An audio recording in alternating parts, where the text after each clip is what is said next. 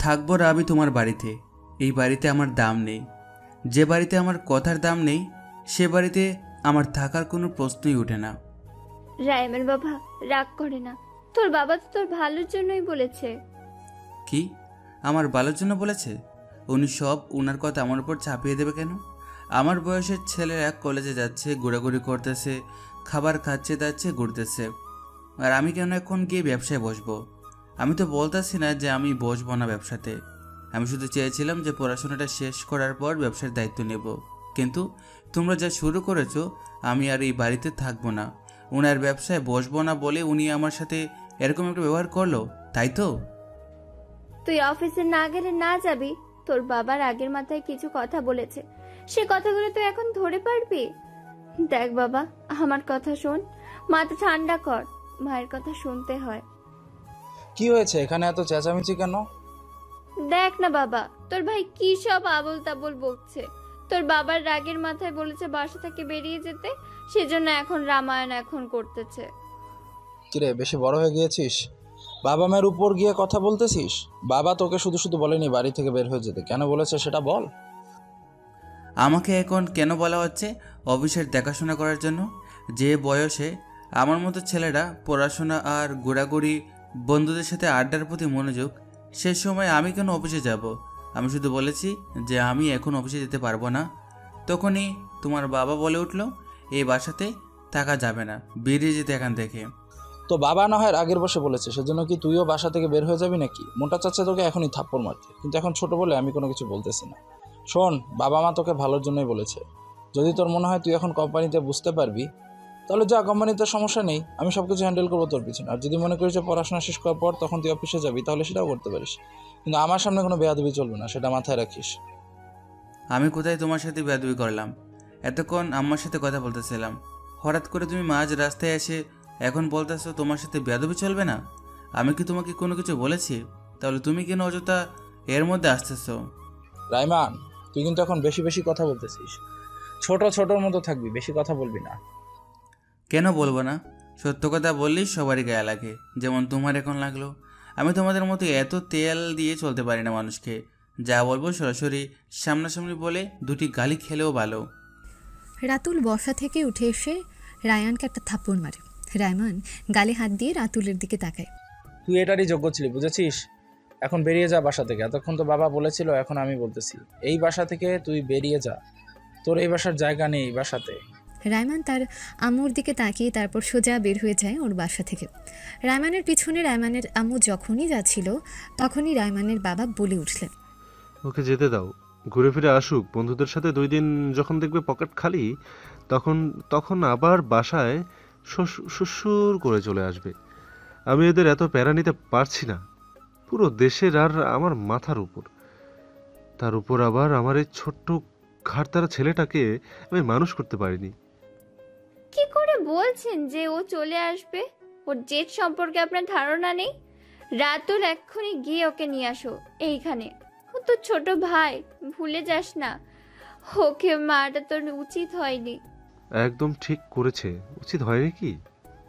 আর পকেটে টাকা না থাকলে ঠিকই দেখবে বাসায় শ্বশুর করে চলে এসেছে। তাই যেন হয়, ছেলেরা যেন সন্ধ্যার আগে বাড়িতে চলে আসে।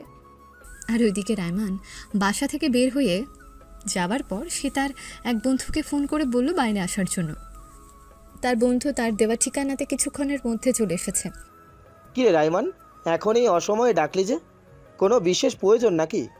আর তোর গাড়ি কোথায়? আমার বন্ধু রাকিবুলের নাম্বার আছে তোর কাছে? থাকলে আমাকে এক্ষুনি নাম্বারটা দে। ওর নাম্বারটা আমার কাছে ছিল কিন্তু হারিয়ে ফেলেছি। রাকিবুলের নাম্বার দিয়ে তুই কি করবি এখন? ও তো চট্টগ্রামে থাকে, ও তো এখন বাড়িতে নয়। ভাই, এত কথা না বলে যদি তোর কাছে নাম্বারটা থাকে তাহলে দয়া করে প্লিজ নাম্বারটা দে আপাতত। আর কোনো কিছু জানতে চাস না, পরবর্তীতে সব কিছু তোকে বলবো।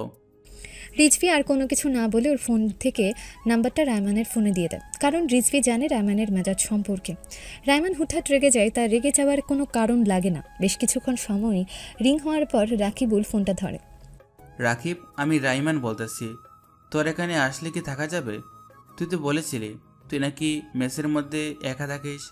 তোর সাথে আরেকজন আছে বলেছিলি, এখন গেলে কি তোর সাথে থাকা যাবে? হ্যাঁ, আমাদের সাথে থাকতে কোনো অসুবিধা হবে না তোর? কিন্তু এখন কি তুই আমাদের এইখানে আসবি নাকি? হ্যাঁ, আমি এখনই তোদের কাছে আসতেছি, এখন রওনা দেব। আর শোন, আমি যে তোর কাছে যাচ্ছি এই কথা যেন আর কেউ না জানে, তুই, আমি আর রিজভি ছাড়া। আচ্ছা ঠিক আছে, কেউ জানবে না। তুই সোজা চট্টগ্রাম বাস স্ট্যান্ড চলে আয়। আর নয়তো যদি ট্রেনে আসিস তাহলে চট্টগ্রাম রেল স্টেশনে এসে নামবি। আমি ট্রেনে আসব, তুই চট্টগ্রাম রেল স্টেশনে থাকিস। তারপর আর কোনো কিছু না বললে রায়মান ফোন কেটে দেয়।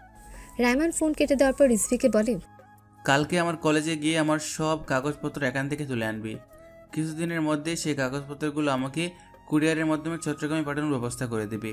আর আমি এখন কোনো কিছু বলতে চাচ্ছি না, তাই আমাকে আর কোনো কিছু জিজ্ঞেস করবি না। এখন বাড়িতে যা। আর বাড়িতে যাওয়ার পর যদি কেউ আমার বাসা থেকে ফোন করে বা দেখা করে কোনো কিছু জিজ্ঞেস করে, তাহলে বলবি তোর সাথে আমার দেখা হয়নি। আচ্ছা ঠিক আছে, তাহলে সাবধানে যাস। আর তোর সেই কিসের জন্য ওইখানে যাচ্ছিস সেই কারণটা আমাকে বলিস। এখন বাসায় যা, ফিরে এসে বলবো একদিন। তোর সাথে টাকা পয়সা আছে? হ্যাঁ, টাকা পয়সা আছে আমার সাথে, যা আছে তা দিয়ে আমার চলে যাবে, সেটা নিয়ে চিন্তা করিস না। আর আমার অনলাইন ইনকাম তো আছে। এখন তুই বাড়িতে যা, আর যা যা বললাম সব কিছু মনে রাখিস কিন্তু। হ্যাঁ, সব কিছু মনে থাকবে। আর তুই সাবধানে যাবি। আর পৌঁছে আমাকে কল করে জানিয়ে দিস। ওকে, ঠিক আছে, তাহলে যাচ্ছি আমি। রায়মান রিজভির কাছ থেকে বিদায় নিয়ে এসে সোজা চলে যায় কমলাপুর রেল স্টেশনে। সেখান থেকে গিয়ে ট্রেন ধরে সোজা চলে যায় চট্টগ্রাম রেল স্টেশনে। চট্টগ্রাম রেল স্টেশনে যাওয়ার আগে রাকিবকে কল করে জানিয়ে দেয় রায়মান। আর সেই সময় রাকিব তাড়াতাড়ি করে চট্টগ্রাম রেল স্টেশনে চলে আসে রায়মানকে নিতে। রাকিব আসার কিছুক্ষণের মধ্যেই ট্রেন এসে পৌঁছে যায় এখানে। অনেক মানুষের ভেতর থেকে খুব কষ্টে রায়মানকে খুঁজে বের করে রাকিব। কিরে বন্ধু, কেমন আছিস? হঠাৎ এতদিন পর আমাদের কথা মনে পড়লো? আরে হঠাৎ কি এমন হলো যে আমাদের কাছে এসে থাকতে হবে তোর মতো মানুষের? এখন থেকে এখানে থাকবো, তোর কোনো সমস্যা হবে? দেখ, প্রতি মাসে গড় ভাড়া যা যা বিল সব আমি তোর সাথে শেয়ার করতে রাজি আছি। আমার কোনো সমস্যা হবে কেন? আর তুই এসে এসব নিয়ে কথা বলতেছিস কেন? এইসব কথা পরে হবে, আগে বাসায় চলে গিয়ে রেস্ট করবি, খাওয়া দাওয়া করবি, তারপর। রাকিব রায়মানকে নিয়ে ওদের বাসায় যাওয়ার রাস্তা ধরে। কিছুক্ষণের মধ্যে তারা বাসায় পৌঁছে যায়। অনেক সময় ধরেই তো জার্নি করে এসেছিস, এখন হাত মুখ ধুয়ে আস। খাবার আছে কিছু, সেগুলো খেয়ে তারপর একটু ঘুমিয়ে পড়। তোদের এখানে সিম পাওয়া যায় কোন জায়গায় রে? আমি পুরাতন সিম নষ্ট করে ফেলেছি, এখন নতুন সিমটা দরকার হবে। 2টা সিম কেনা দরকার আমার এখন। আচ্ছা ঠিক আছে, সিম কেনা যাবে। এখন তুই আপাতত খেয়ে রেস্ট কর, তোকে নিয়ে 10টার পর বের হব। রায়মান আর কোনো কিছু না বলে সোজা ফ্রেশ হতে চলে যায়। ফ্রেশ হয়ে এসে খাওয়া দাওয়া করে একটু রেস্ট নিতে শুয়ে পড়ে। রায়মান আসার আগে রায়মানের জন্য রাকিব একটা আলাদা বিছানা করে রেখেছিল। যেহেতু তারা ব্যাচেলার একসাথে থাকে, সেহেতু তাদের কোনো খাট নেই। রাকিবের সাথে আরেকজন রুমমেট, তারা দুজনে নিচে থাকে। তুমি লোক লাগাও তাড়াতাড়ি, আমার ছেলে এখনো আসতেছে না কেন? 10টা বাজতেছে। তোমরা তাড়াতাড়ি আমার ছেলেকে খুঁজে বের করার ব্যবস্থা করো, আমি আর কোনো কিচ্ছু শুনতে চাই না। আরে চিন্তা করো না, হয়তো আছে কোনো বন্ধুদের বাসায়। 2-1 দিন যাক, তারপর দেখবে ঠিকই চলে আসবে। আর নয়তো চলে গিয়েছে কোথাও ঘোরার জন্য বন্ধুদের সাথে। 2-3 দিন অপেক্ষা করো, দেখবে ঠিকই পকেটের টাকা ফুরানোর পর চলে আসবে বাসায়। তোমরা কেন বুঝতেছো না আমার ছেলেটা বাসা থেকে রাগ করে বের হয়েছে?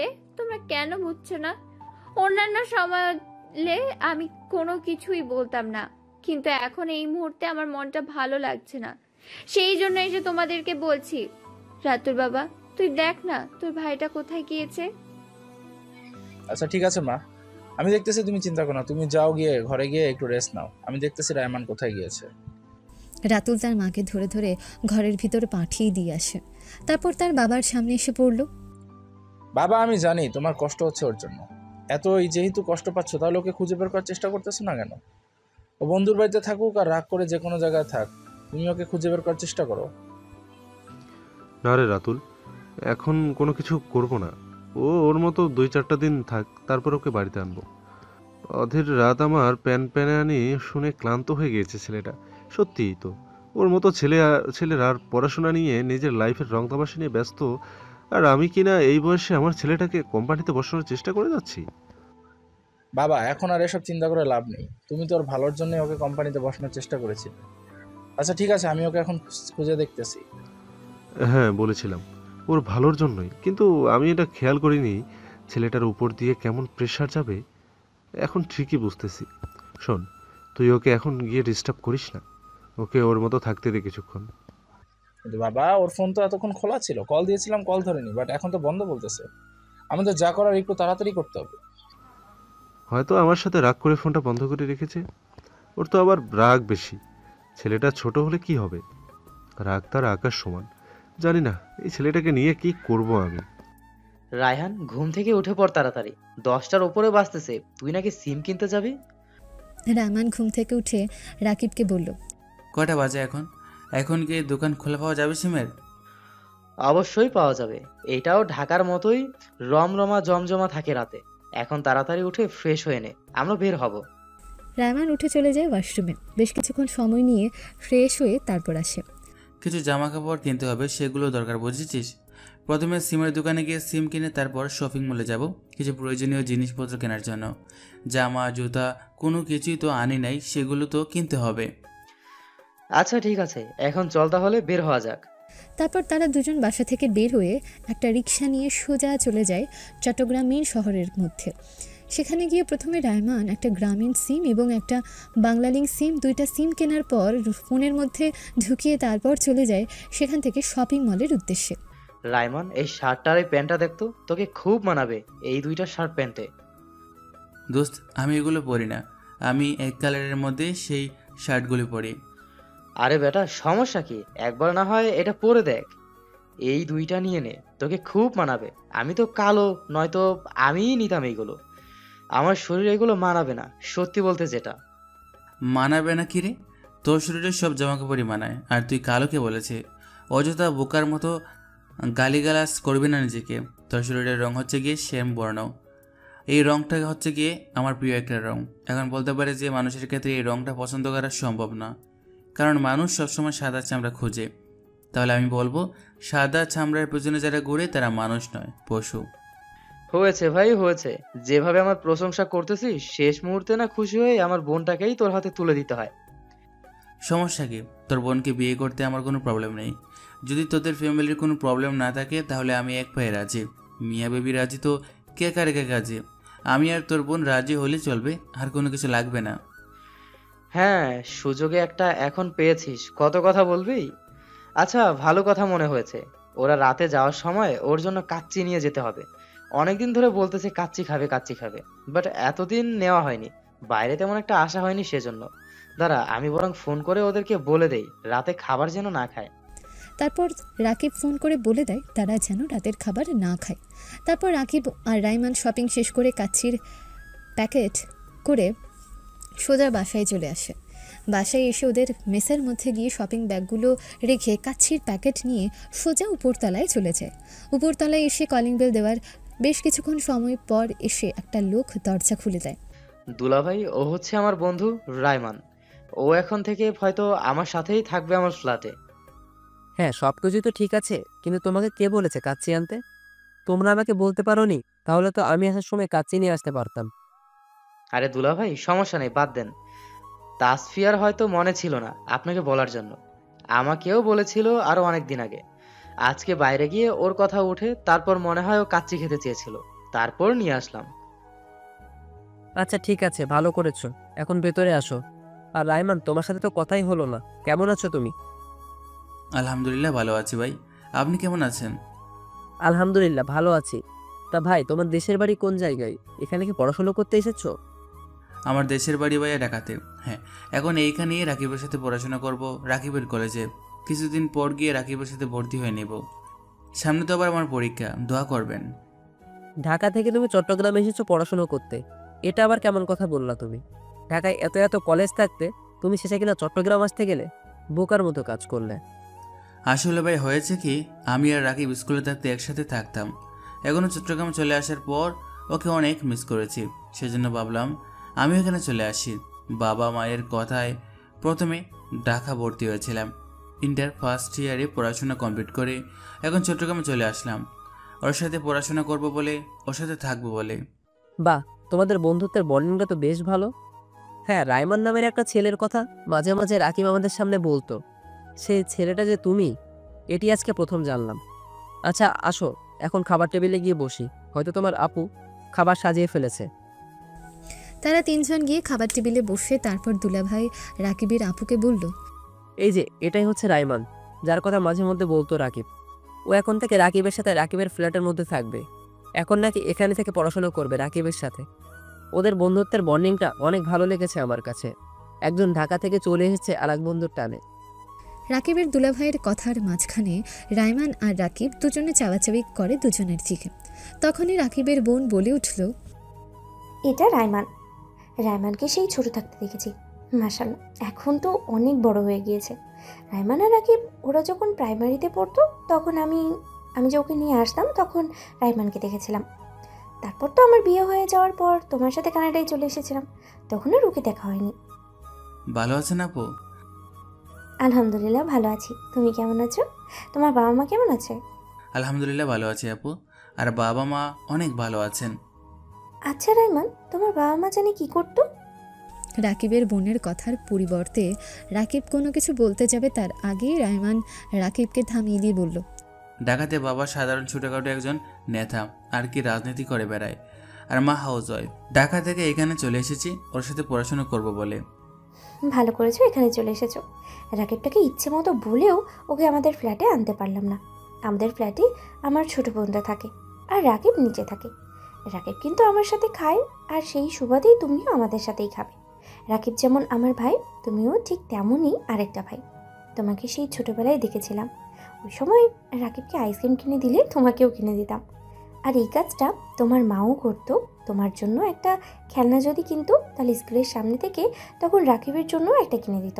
তোমার মায়ের সাথে সেই 10-12 বছর আগে দেখা হয়েছিল। তোমার আম্মু অনেক ভালো মনের মানুষ। রাকিব রাইমানের কথা শুনে রাইমানের মুখের দিকে কিছুক্ষণ সময় তাকিয়ে থাকে। ও বুঝতে পারলো রাইমান সত্যিটা বলতে চাচ্ছে না, সেজন্য রাকিব আর তেমন একটা পাত্তা দিল না। সে তার বোনকে উদ্দেশ্য করে বলল, আপা, তাসফিয়া কোথায়? ওকে তো আসার পর থেকে দেখলাম না। ওর ঘরে পড়তে বসেছে। ওকে বলেছে পড়াশোনা থেকে যেন না ওঠে। আমি খাবার গুছিয়ে তারপর ওকে দিয়ে ডেকে নিয়ে আসবো। আর তিন্নি কোথায়? ও কি ঘুমিয়ে গিয়েছে নাকি? আসার পর থেকে তো ওকেও দেখলাম না। তিন্নি ঘুমোচ্ছে, অনেকক্ষণ আগেই ঘুমিয়ে পড়েছে সে। সমস্যা নেই, তিন্নি খেয়ে ঘুমিয়েছে। ইস, আমার যদি আগে মনে থাকতো তাহলে আরো অনেক আগেই নিয়ে আসতাম, তিন্নিও খেয়ে ঘুমাতে পারতো। ওর তো অনেক পছন্দ কাচ্ছি। সমস্যা নেই, তোরা খেতে বস। আমি গিয়ে তাসফিয়াকে ডেকে আনছি। আর তিন্নির পেটে এমনিতেও কিছুদিন ধরে সমস্যা, এখন আবার ওইসব খেলে তৈলাক্ত জিনিস, পরবর্তীতে আরও সমস্যা হতে পারে। রাকিবের আপু চলে যায় তাসফিয়াকে ডেকে আনতে। কিছুক্ষণের মধ্যে তারা দুজনে এসে হাজির হয়। রাকিবের বড় আপুর পিছনে তার ছোট বোন তাসফিয়া হেঁটে হেঁটে আসছিল। তখনই রাইমান খেয়াল করে মেয়েটাকে, মেয়েটাও রাইমানকে দেখছিল। যখনই রাইমান মেয়েটার দিকে তাকায় তখনই ওদের চোখাচোখি হয়, তারপর মেয়েটার চোখ নিচে নামিয়ে ফেলে। কাছে এসে রাকিবের আপু বলল, তাসফিয়া, এটা হচ্ছে গিয়ে রাইমান, আর ও হচ্ছে রাকিব। একসাথে ছোটবেলা থেকেই পড়াশোনা করে আসছে। এখন থেকে এখানে থাকবে রাকিবের সাথে। তুই চিনবি না ওকে, তুই অনেক ছোট ছিলিস যখন ওরা স্কুলে পড়তো। ও আচ্ছা, ঠিক আছে আপু। তারপর তাসফিয়া আর কোনো কিছু না বলে খাবারের দিকে তাকিয়ে চুপচাপ খেয়ে নিল। রাইমান আর রাকিব খাওয়া দাওয়া শেষ করে ওদের ফ্ল্যাটে ফিরে যায়। রাকিবের সাথে আগে যে রুমমেট থাকতো সে তার গ্রামের বাড়িতে গিয়েছে। তার বউয়ের নাকি বাচ্চা হবে, সে কারণে সে গ্রামে গিয়ে থাকছে কয়েকদিন। শালা, তোকে আমার বোনের দিকে নজর দিতে না করে দিচ্ছি। আমি জানি আমার ছোট বোন সুন্দরী, কিন্তু তাই বলে তুই এইভাবে ট্যাপ ট্যাপ করে তাকিয়ে থাকবি? আরে দোস্ত, এসব কি বলতেছিস? আমি তোর বোনের দিকে ওই নজরে তাকাইনি, সত্যি বলতেছি। আমি অযথা ভুল বুঝিস না আমাকে। আচ্ছা এখন বাদ দে, এখন বল আমার বোন দেখতে কেমন? মাশাল্লাহ বলতে হবে, কারণ আমার বংশের মধ্যে সবচেয়ে সুন্দরী মেয়ে হচ্ছে আমার ছোট বোন। আমার গায়ের রং তুই বলেছিস শ্যামবর্ণ, কিন্তু আমার বোনের গায়ের রং টোকা দিলে রক্ত চড়বে এমন অবস্থা। আরে দোস্ত, আমি বলতেছি আমি তোর বোনকে ওই নজরে দেখিনি, সত্যি। হ্যাঁ, তোর কথা ঠিক, তোর বোন সুন্দরী বটে। সুন্দরকে সুন্দর বলতেই পারে, এটা প্রশংসা করা যায়। আমি তোর বোনের দিকেও অন্য কোনো নজরে তাকাইনি। দোস্ত, প্রেমে প্রেমে পড়লে বলিস, কারণ আমি জানি আমার বোন সুন্দর অনেক, কিন্তু আমি আমার বোনকে তোমার সাথে প্রেম করতে দিব না। পছন্দ হলে ডাইরেক্ট বিয়ে করতে হবে। আচ্ছা তুই কি সত্যি বোকা নাকি বোকা সাজার চেষ্টা করিস? আমি বোকা হব কেন, আর বোকা সাজার ভান ধরবো কেন? সে কখন থেকে অযথা বকবক করে যাচ্ছিস? তাসফিয়া তোর বোন হয়, সেটা কি তোর মাথায় নেই? দোস্ত, তোকে আমার পছন্দ আগে থেকেই। তুই তো একেবারে লয়াল পোলা, সেজন্য তোকে বোনের জামাই বানাতে পারি, সমস্যা নেই। চুপ কর শালা, এখন গিয়ে ঘুমা, যা আমাকে ঘুমাতেও দে। ভুল করলি, ওইটা শালা হবে না, সুমন্দি হবে। এখন না, বিয়ে করার পর ডাকবি। ভাই দয়া করে তুই একটু চুপ করে ঘুমা, যা। শালার কোন পাগলের চক্করে এসে পড়লাম এইখানে, না জেনে আমাকেও কবে পাগল বানিয়ে দিস। এসব কথাবার্তা বলে, এখন চুপচাপ ঘুমাও, আর একটা কথাও বলবি না। রাকিব আর কোনো কিছু না বলে শুয়ে পড়ে। রাকিব শুয়ে পড়ার সাথে সাথে রায়মান সেও শুয়ে পড়ে। সকালবেলা ঘুম থেকে উঠে তাদের আপুর বাড়িতে গিয়ে নাস্তা করে নেয়। তোমাকে আমি কি বলছি, তুমি কি আমার কথা কানে নিচ্ছ না? আমার ছেলেটা কাল থেকে ফোন বন্ধ, জানি না কোথায় কি অবস্থায় রয়েছে। তুমি ওকে খুঁজে বের করো এখন। একটু পর খোঁজ লাগাচ্ছি, ঠিকই বেরিয়ে আসবে। এত চিন্তা করো না, এখন চুপচুপ খেয়ে নাও। খাবার খেয়ে রাতুল যাচ্ছে, ওকে খোঁজার জন্য তুমি এত টেনশন নিও না। ঠিক আছে বাবা, আমি খেয়ে বেরিয়ে পড়তেছি ওকে খুঁজে আনার জন্য। প্রথমে ওর বন্ধুদের বাড়িতে যাবি, ওর যত বন্ধু বান্ধব আছে সকলের সাথে দেখা করবি। ওই যে রিজভি নামের যে ছেলেটা আছে, সম্ভবত ওর সাথে থাকতে পারে, কারণ ওর সঙ্গে রায়মানকে একটু বেশি দেখা যায়। রাতুল আর কোনো কিছু না খেয়ে বেরিয়ে যায় ওর ভাইকে খুঁজতে। একে একে প্রত্যেকের বাড়িতে গিয়েছে, কিন্তু রায়মানের কোনো খোঁজ দিতে পারলো না কেউই। শেষে যখন রিজভির বাড়িতে গিয়েছে তখন রিজভি রাতুলকে বলল, ভাই, রাতুলের সাথে তো আমার দেখা হয়নি। আমি তো জানি না রাতুল কোথায় আছে। ও বাড়ি থেকে কবে বের হয়ে গিয়েছে? রিজবি, যদি জেনে থাকো রাইমান কোথায়, তাহলে আমাদেরকে বলে দাও, অনেকটা উপকার হবে। মায়ের অবস্থা বেশি ভালো না ওর জন্য। জেনে থাকলে বলে দাও, আমাদের অনেক উপকার হবে। ভাই, আমি তো জানি না ও কোথায় আছে। ওর সাথে তো আমার দেখাও হয়নি কয়েকদিন ধরে। আমি কিছুদিন ধরে কলেজে যাচ্ছিলাম না, সেজন্যই হয়তো ওর সাথে আমার তেমন দেখা হয়নি। আপনি আমাদের অন্যান্য বন্ধুদের বাড়িতে খোঁজ নিয়ে দেখেন, সে ওদের বাড়িতে গিয়েছে কিনা। খোঁজ নেওয়া হয়েছে, প্রত্যেকের বাড়িতে, ও কারোর বাড়িতেই নেই। রিজবি, আমি এখনও তোমাকে বলতেছি, যদি জেনে থাকো তাহলে বলে দাও, না তো পরবর্তীতে কিন্তু ভালো হবে না। রাতুলের কথা শুনে রিজভি অনেকটা ঘাবড়ে যায়। রিজভির এই ঘাবড়ে যাওয়া মুখটা দেখে রাতুল রিজভিকে বলল, দেখো রিজবি, তোমরা এখন অনেকটাই ছোট। তোমরা আবেগের বশে কি করতেছো না করতেছো তোমরা কেউই কোনো কিছু জানো না। আর রায়মানের সম্পর্কে তো তুমি খুব ভালো করেই জানো, ও একটু কিছু না হলে রেগে যায়, আর রেগে গিয়ে বাসা থেকে বের হয়ে গেছে। এখন আম্মুর অবস্থা খুব বেশি একটা ভালো নয়। যদি জেনে থাকো তাহলে বলে দাও, নয়তো জানো তুমি বাংলাদেশে থাকলে আমাদের ওকে খুঁজে বের করতে বেশি সময় লাগবে না। আসলে ভাই, রায়মানকে কালকে চট্টগ্রামে পাঠিয়ে দিয়েছি। রায়মান নাকি ওইখানে পড়াশোনা করবে। রায়মানের এখন যে বর্তমান নাম্বার, সেটা কি তোমার কাছে রয়েছে? থাকলে এখনই ওর নাম্বারটা আমার কাছে দাও। তারপর রিজভি রাতুলকে রায়মানের নাম্বারটা দেয়। রাতুল রায়মানের নাম্বারটা নিয়ে সোজা বাড়িতে চলে আসে।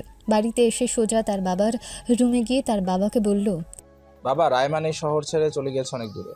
ও নাকি সেখানে থেকে এখন থেকে পড়ালেখা করবে। ওর বন্ধু রিজভির কাছ থেকে ওর এখন বর্তমান নাম্বারটা নিয়ে এসেছি। এখন কি কথা বলবো ওর সাথে?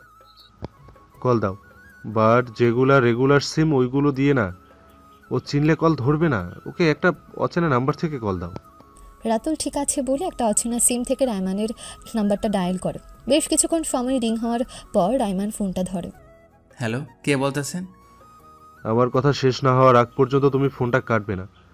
আমার কথা শেষ হওয়ার পর তুমি ফোন কাটবে, তার আগে কোনোভাবেই তুমি ফোন কাটবে না।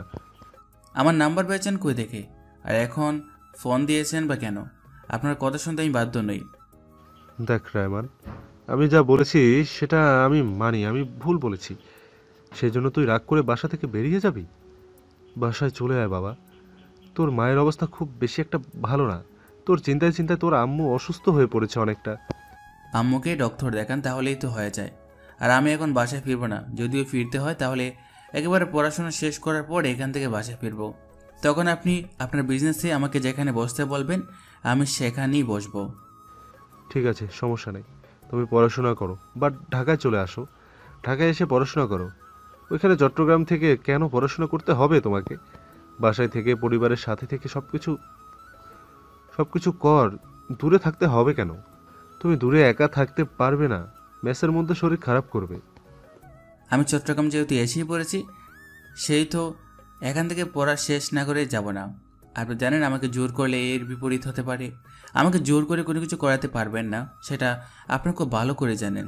এখন আমি আর এই বাড়িতে ফিরতেছি না, তাই এই বিষয়ে আর কথা বাড়াবেন না। পারলে মাকে একটু ফোন দেন, কথা বলবো মায়ের সাথে। রায়মানের বাবা রাতুলের হাতে ফোনটা দেয়। ফোনটা দিয়ে রাতুলকে বলল, তোমার মায়ের কাছে গিয়ে ফোনটা দিয়ে আসো, রাইমান কথা বলবে ওর মায়ের সাথে। আচ্ছা ঠিক আছে বাবা, আমি যাচ্ছি, এখন গিয়ে মায়ের কাছে মোবাইলটা দিতেছি। রায়মানের বাবা নিজের বাড়িতে নিজের একটা আলাদা রুম অফিসের মতো করে বানিয়ে নিয়েছে। সেখানে তার সমস্ত অফিসিয়াল ডিটেলস থাকে। এতক্ষণ উনি ওনার সেই রুমে বসেছিলেন। রাতুল ওই রুম থেকে বেরিয়ে তার মায়ের রুমে গিয়ে দেখলো তার মা শুয়ে রয়েছে। মা, তুমি কি ঘুমিয়ে গিয়েছো নাকি সজাগ রয়েছো? রাতুলের মা রাতুলের ভয়েস শুনে সে তাড়াতাড়ি করে বিছানা থেকে উঠেছে। উনি ভেবেছেন হয়তো রায়মানকে নিয়ে এসেছে। কোথায় রাইমান? কোথায়? তুই একা কেন? ওকে তোর সাথে আনিসনি? কথা বলছিস না কেন? চুপ করে রয়েছিস কেন? রাইমান কই? মা, মাথা ঠান্ডা করো, একটু বোঝার চেষ্টা করো প্লিজ। এই যে ফোনের মধ্যে আছে রায়মান, তোমার সাথে কথা বলবে। রায়মানের মা তাড়াতাড়ি করে রাতুলের হাত থেকে ফোনটা নিয়ে নেয়। মা যখন হ্যালো বলে তখন রায়মান তার আম্মুকে বলে, আম্মু ভালো আছো? তোদের জন্য ভালো থাকা যায়, তোরা ভালো থাকতে দিচ্ছিস কোথায়? বড় ভাই একটা থাপ্পড় দিয়েছে বলে বাসা থেকে বেরিয়ে গিয়েছিস, এখনো পর্যন্ত বাসায় আসছিস না। হয়তো আমি মারলে তোরা শান্ত হবি, তাই না? বড় ভাই তোকে একটা থাপ্পড় দিতেই পারে, সেই অধিকারটুকু তোর বড় ভাইয়ের নিশ্চয়ই রয়েছে। মা, আমি বাকি পড়াশোনাটা এখান থেকে শেষ করব, তার আগে বাসায় ফিরবো না। মাঝে মাঝে গিয়ে তোমার সাথে দেখা করে আসবো, চিন্তা করো না। আর যখনই আমার কথা মনে পড়বে তুমি চলে আসবে এখানে। তুই এসব কি বলছিস বাবা? তুই এখন কোথায় রয়েছিস? তুই এখনই বল, আমি এক্ষুনি গিয়ে তোকে নিয়ে আসবো সেখান থেকে। আমি তোকে ছেড়ে কিভাবে থাকবো? যেখানে তোকে রেখে আমি একদিন বাবার বাড়িতে গিয়ে থাকি না, সেখানে তুই আমাকে রেখে এত দূরে থাকতে পারবি? বাবা না, ভালো বাড়িতে চলে আয়। তুই তুই ছাড়া একেবারে খালি পড়ে আছে বাড়িটা। আম্মু, আমি যা বলতেছি তা শোনো। বাবা বলেছে আমাকে বিজনেসে বসার জন্য। আমি এখান থেকে পড়াশোনা শেষ করে গিয়ে তারপর বাবার বিজনেসের হাল ধরবো। এই বিষয় নিয়ে তোমরা আমাকে আর কোনো কিছু বলো না। তোমরা জানো আমি আমার কথা নড়চড় করি না। আর শোনো, আমি যে চট্টগ্রামে রয়েছি সেই কথা তোমরা ফ্যামিলির মানুষ ছাড়া যেন আর কেউ না জানে। সেইখানে কতদিন থাকবে? মানে তোর পড়াশোনাটা শেষ করতে আর কতদিন লাগবে? সামনে তো পরীক্ষা, পরীক্ষা দিয়ে কি চলে আসবি নাকি? না মা, আমি এখানে অনার্স কমপ্লিট করব, তারপর ঢাকা একেবারে ফিরবো। এর আগে আমি এখান থেকে ফিরবো না।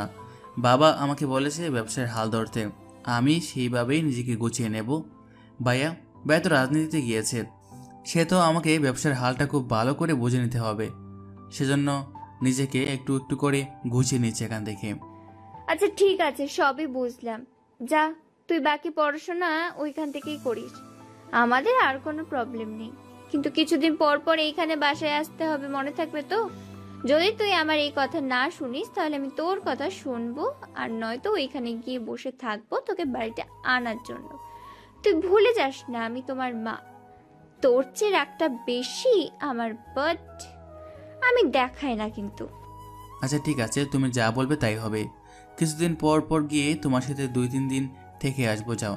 এখন আর নিশ্চয়ই তোমার কোনো আপত্তি নেই। আর তোমার জামাইকে বুঝিও ভালো করে যেন আমাকে জোর করতে না আসে এখানে।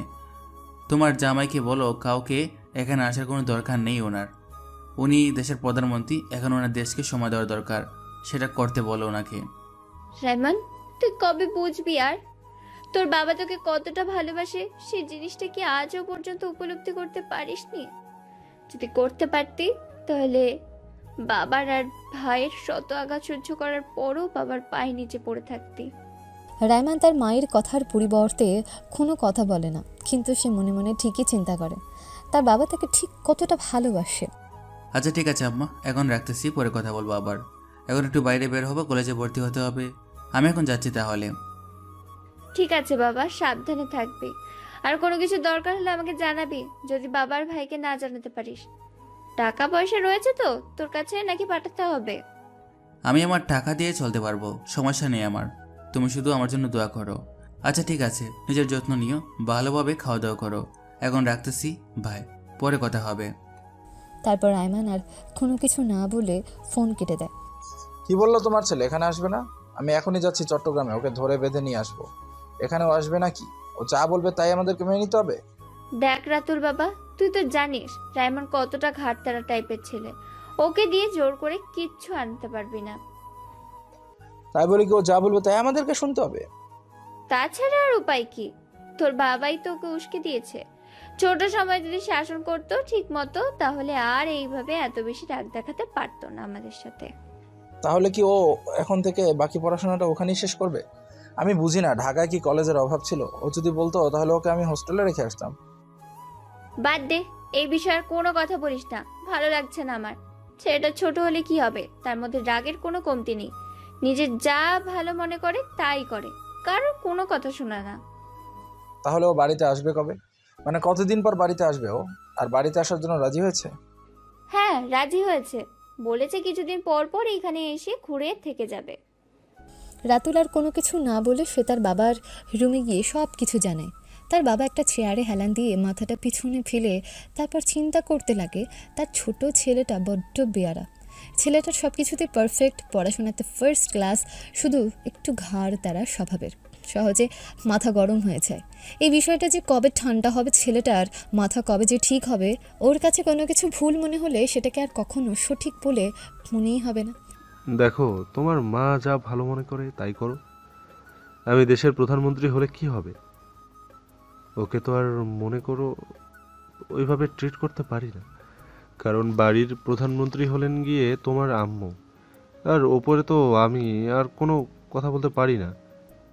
এতদিন বললেও আসিনি, আর ভবিষ্যতেও হয়তো বলবো না।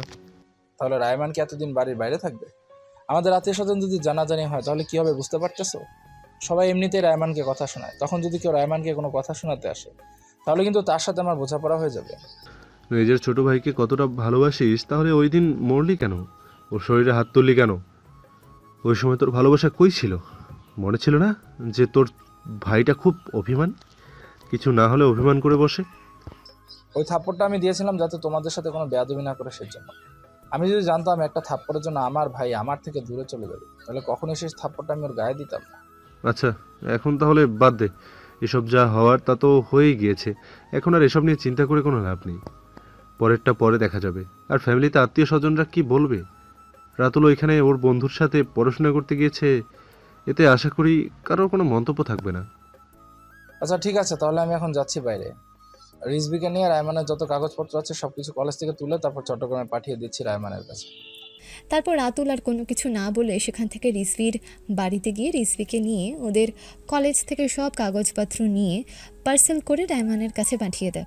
রিজভি সব কাগজপত্র পার্সেল করে এসে রায়মানকে কল করে। রায়মান, জানিস আজকে কি হয়েছে? তোর ভাই রাতুল, উনি আমাকে এসে বাসা থেকে নিয়ে কলেজে গিয়ে তোর সব কাগজপত্র উঠিয়ে পার্সেল করে তোর কাছে পাঠিয়ে দিয়েছে, আমাকে সাথে নিয়ে। রায়মান সে কোনো কিছু বলে না, কারণ সে জানে তার ভাই যতই তার উপর রেগে থাকুক না কেন সে সব কিছুই ঠিকঠাক করে দেবে। যেমন এখন রায়মানের সব কাগজপত্র তার ভাই নিজের হাতে কলেজ থেকে তুলে চট্টগ্রাম পাঠিয়েছে পার্সেল করে, তেমনি আরও অনেক বড় বড় ঝামেলা থেকে রায়মানকে বাঁচিয়ে এনেছে। আচ্ছা, সব কিছু বুঝলাম। এখন আমার সব কাগজপত্র চট্টগ্রাম আমার কাছে পৌঁছাতে সময় লাগবে কতক্ষণ সেটা বল আগে। চট্টগ্রামে তোর কাছে কোরিয়ার সার্ভিস গিয়ে পৌঁছাবে, হয়তো কালকের মধ্যেই পেয়ে যাবি। তুই সব কিছু কালকের মধ্যেই পেয়ে গিয়ে কলেজে ভর্তি হয়ে যেতে পারবি। ওনারা বলেছে 10টার আগে চট্টগ্রামে পৌঁছে যাবে সব কিছু। তার মানে তুই 10টার পরে 12টার আগে নিয়ে কলেজে যেতে পারবি। ওই দিক দিয়ে সরাসরি ভর্তি হতে যা যা দরকার সব কিছুই তোর ভাইয়া স্যারের সাথে কথা বলে নিয়েছে। আচ্ছা ঠিক আছে, বুঝতে পেরেছি। এখন ভাইয়া কোথায়? ভাইয়া কি তোর সাথে রয়েছে নাকি চলে গিয়েছে বাসায়? এটা তো সঠিক বলতে পারবো না এখন তোর ভাইয়া কোথায়। আমার সাথে নেই, আমাকে অনেক আগেই বাসার সামনে নামিয়ে দিয়ে চলে গিয়েছে। আচ্ছা ঠিক আছে, তাহলে তোর সাথে পরে কথা বলতেছি বন্ধু। এখন একটু ভাইয়ের সাথে কথা বলে নিই, ওনাকে অনেক কষ্ট দিয়েছি। আচ্ছা ঠিক আছে রাতুল, রাতুল ভাইয়াকে কল দিয়ে দেখ, হয়তো পেয়ে যাবে। মাত্র কিছুক্ষণ আগেই আমার সাথে ছিল, এখন হয়তো বেশি দূরে যেতে পারেনি। তুই কল দিয়ে ভাইয়ার সাথে কথা বল। তুই কি বলেছিস আগে? ভাইয়া অনেক রাগী। আমি তো দেখলাম ভাইয়া অনেক ভালো মানুষ। তোকে অনেকটা ভালোবাসে রে ভাইয়া। ভাইয়াকে শুধু শুধু কষ্ট দেওয়াটা তো ঠিক হচ্ছে না। কথা বলে সব কিছু ঠিকঠাক করে নে ভাই। রায়মান আর কোনো কিছু না বলে সোজা কল কেটে তার ভাইকে আগে কল দেয়। বেশ কিছুক্ষণ সময় রিং হওয়ার পর তারপর রাত পর্যন্ত ধরে আর কোনো কিছু না বললে সোজা কল কাটে, তার ভাইকে কল দেয়। বেশ কিছুক্ষণ সময় রিং হওয়ার পর রাতুল ফোনটা ধরে। কেমন আছো ভাইয়া? রাতুল কিছুক্ষণ সময় চুপ করে থাকে, কথা বলে না। রায়মান যখন তার ভাইয়ের অভিমানটুকু বুঝতে পারলো তখন রায়মান আবারও বলে উঠল, ভাইয়া আমার উপর রাগ করেছো, কথা বলবে না? দেখো আমি কিন্তু তোমার উপর রাগ করে চলে এসেছিলাম বাড়ি থেকে, এখন বুঝতেছি আমার আসলে রাগ করা ঠিক হয়নি। তাহলে বাড়িতে চলে আসো, এখানে থাকার দরকার নেই। দরকার হলে আমি তোকে ঢাকায় কলেজে হোস্টেলে পাঠিয়ে দেবো, তারপরে ঢাকায় ফিরে আয়। ভাইয়া আমি তোমাকে এই কথাটা কিছুদিন পর বলবো। আমি এখানে কেন এখন পড়াশোনা করতে চাচ্ছি। এখন বল, যদি মনে করিস ভাইকে মানিস, আর যদি বলতে না চাস তাহলে তোকে আমি জোর করবো না। কালকে তুমি ফ্রি আছো? হ্যাঁ ফ্রি আছি, কিন্তু কেন? তাহলে আজকের রাতের ট্রেন ধরে চট্টগ্রামে চলে আসো, তারপর কালকে আমাকে এখানে ভর্তি করিয়ে দিয়ে না হয় তুমি ঢাকাতে চলে যেও।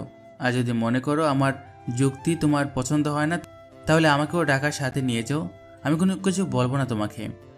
আচ্ছা ঠিক আছে, আমি দুপুরে খাওয়া দাওয়া করে রওনা দিব এখান থেকে।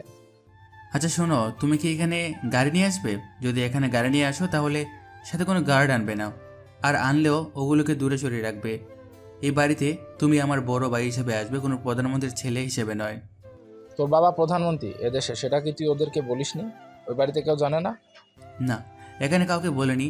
আমি এখানে পড়াশোনা করতে এসেছি আর অন্য একটা কাজও এসেছি। প্রথমে ভেবেছিলাম এখানে কিছুদিন থেকে তারপর আবার বাড়িতে ব্যাক করে চলে যাব, কিন্তু এখন আমার এখানে থাকাটা জরুরি ভাইয়া। ফোনে এত কথা বলা সম্ভব নয়। তুমি এখানে আসো, তারপর তোমাকে সামনাসামনি কথাগুলো বলবো।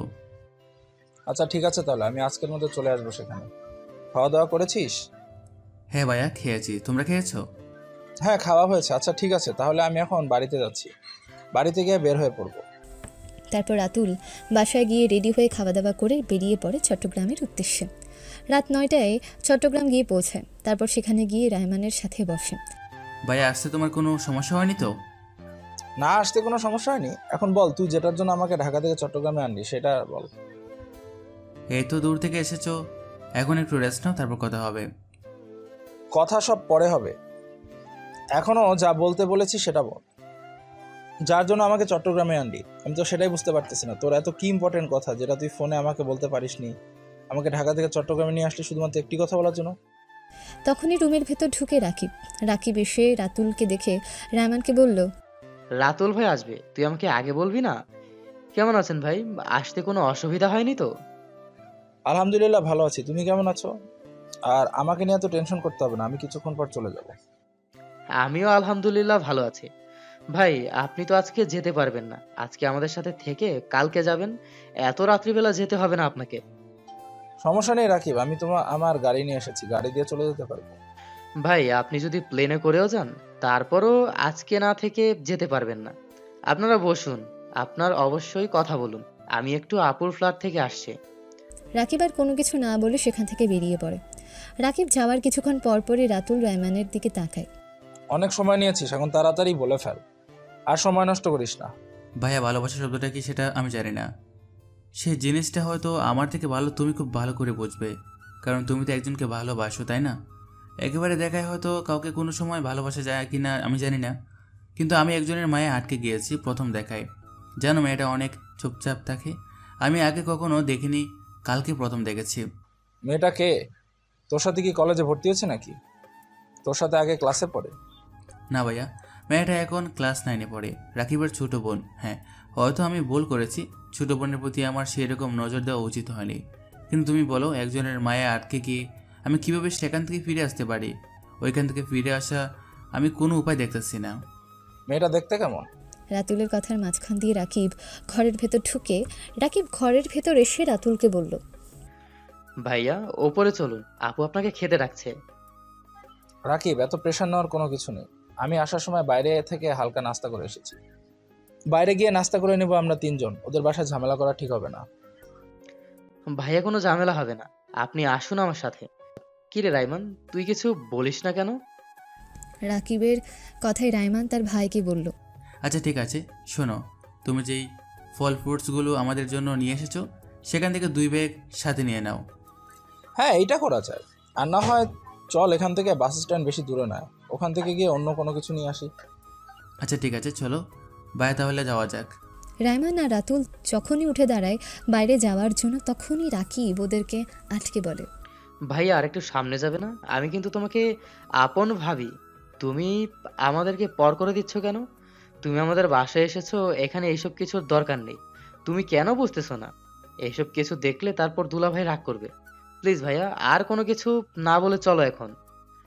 কিন্তু রাতুলকে থামিয়ে দিয়ে রাকিব আবার বলল, ভাইয়া আমি তোমাকে কি বলেছি এতক্ষণ?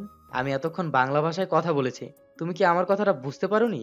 আর কোনো কথা নয়, আর একটা কথাও হবে না। চুপচাপ আমার সাথে চলো উপরে।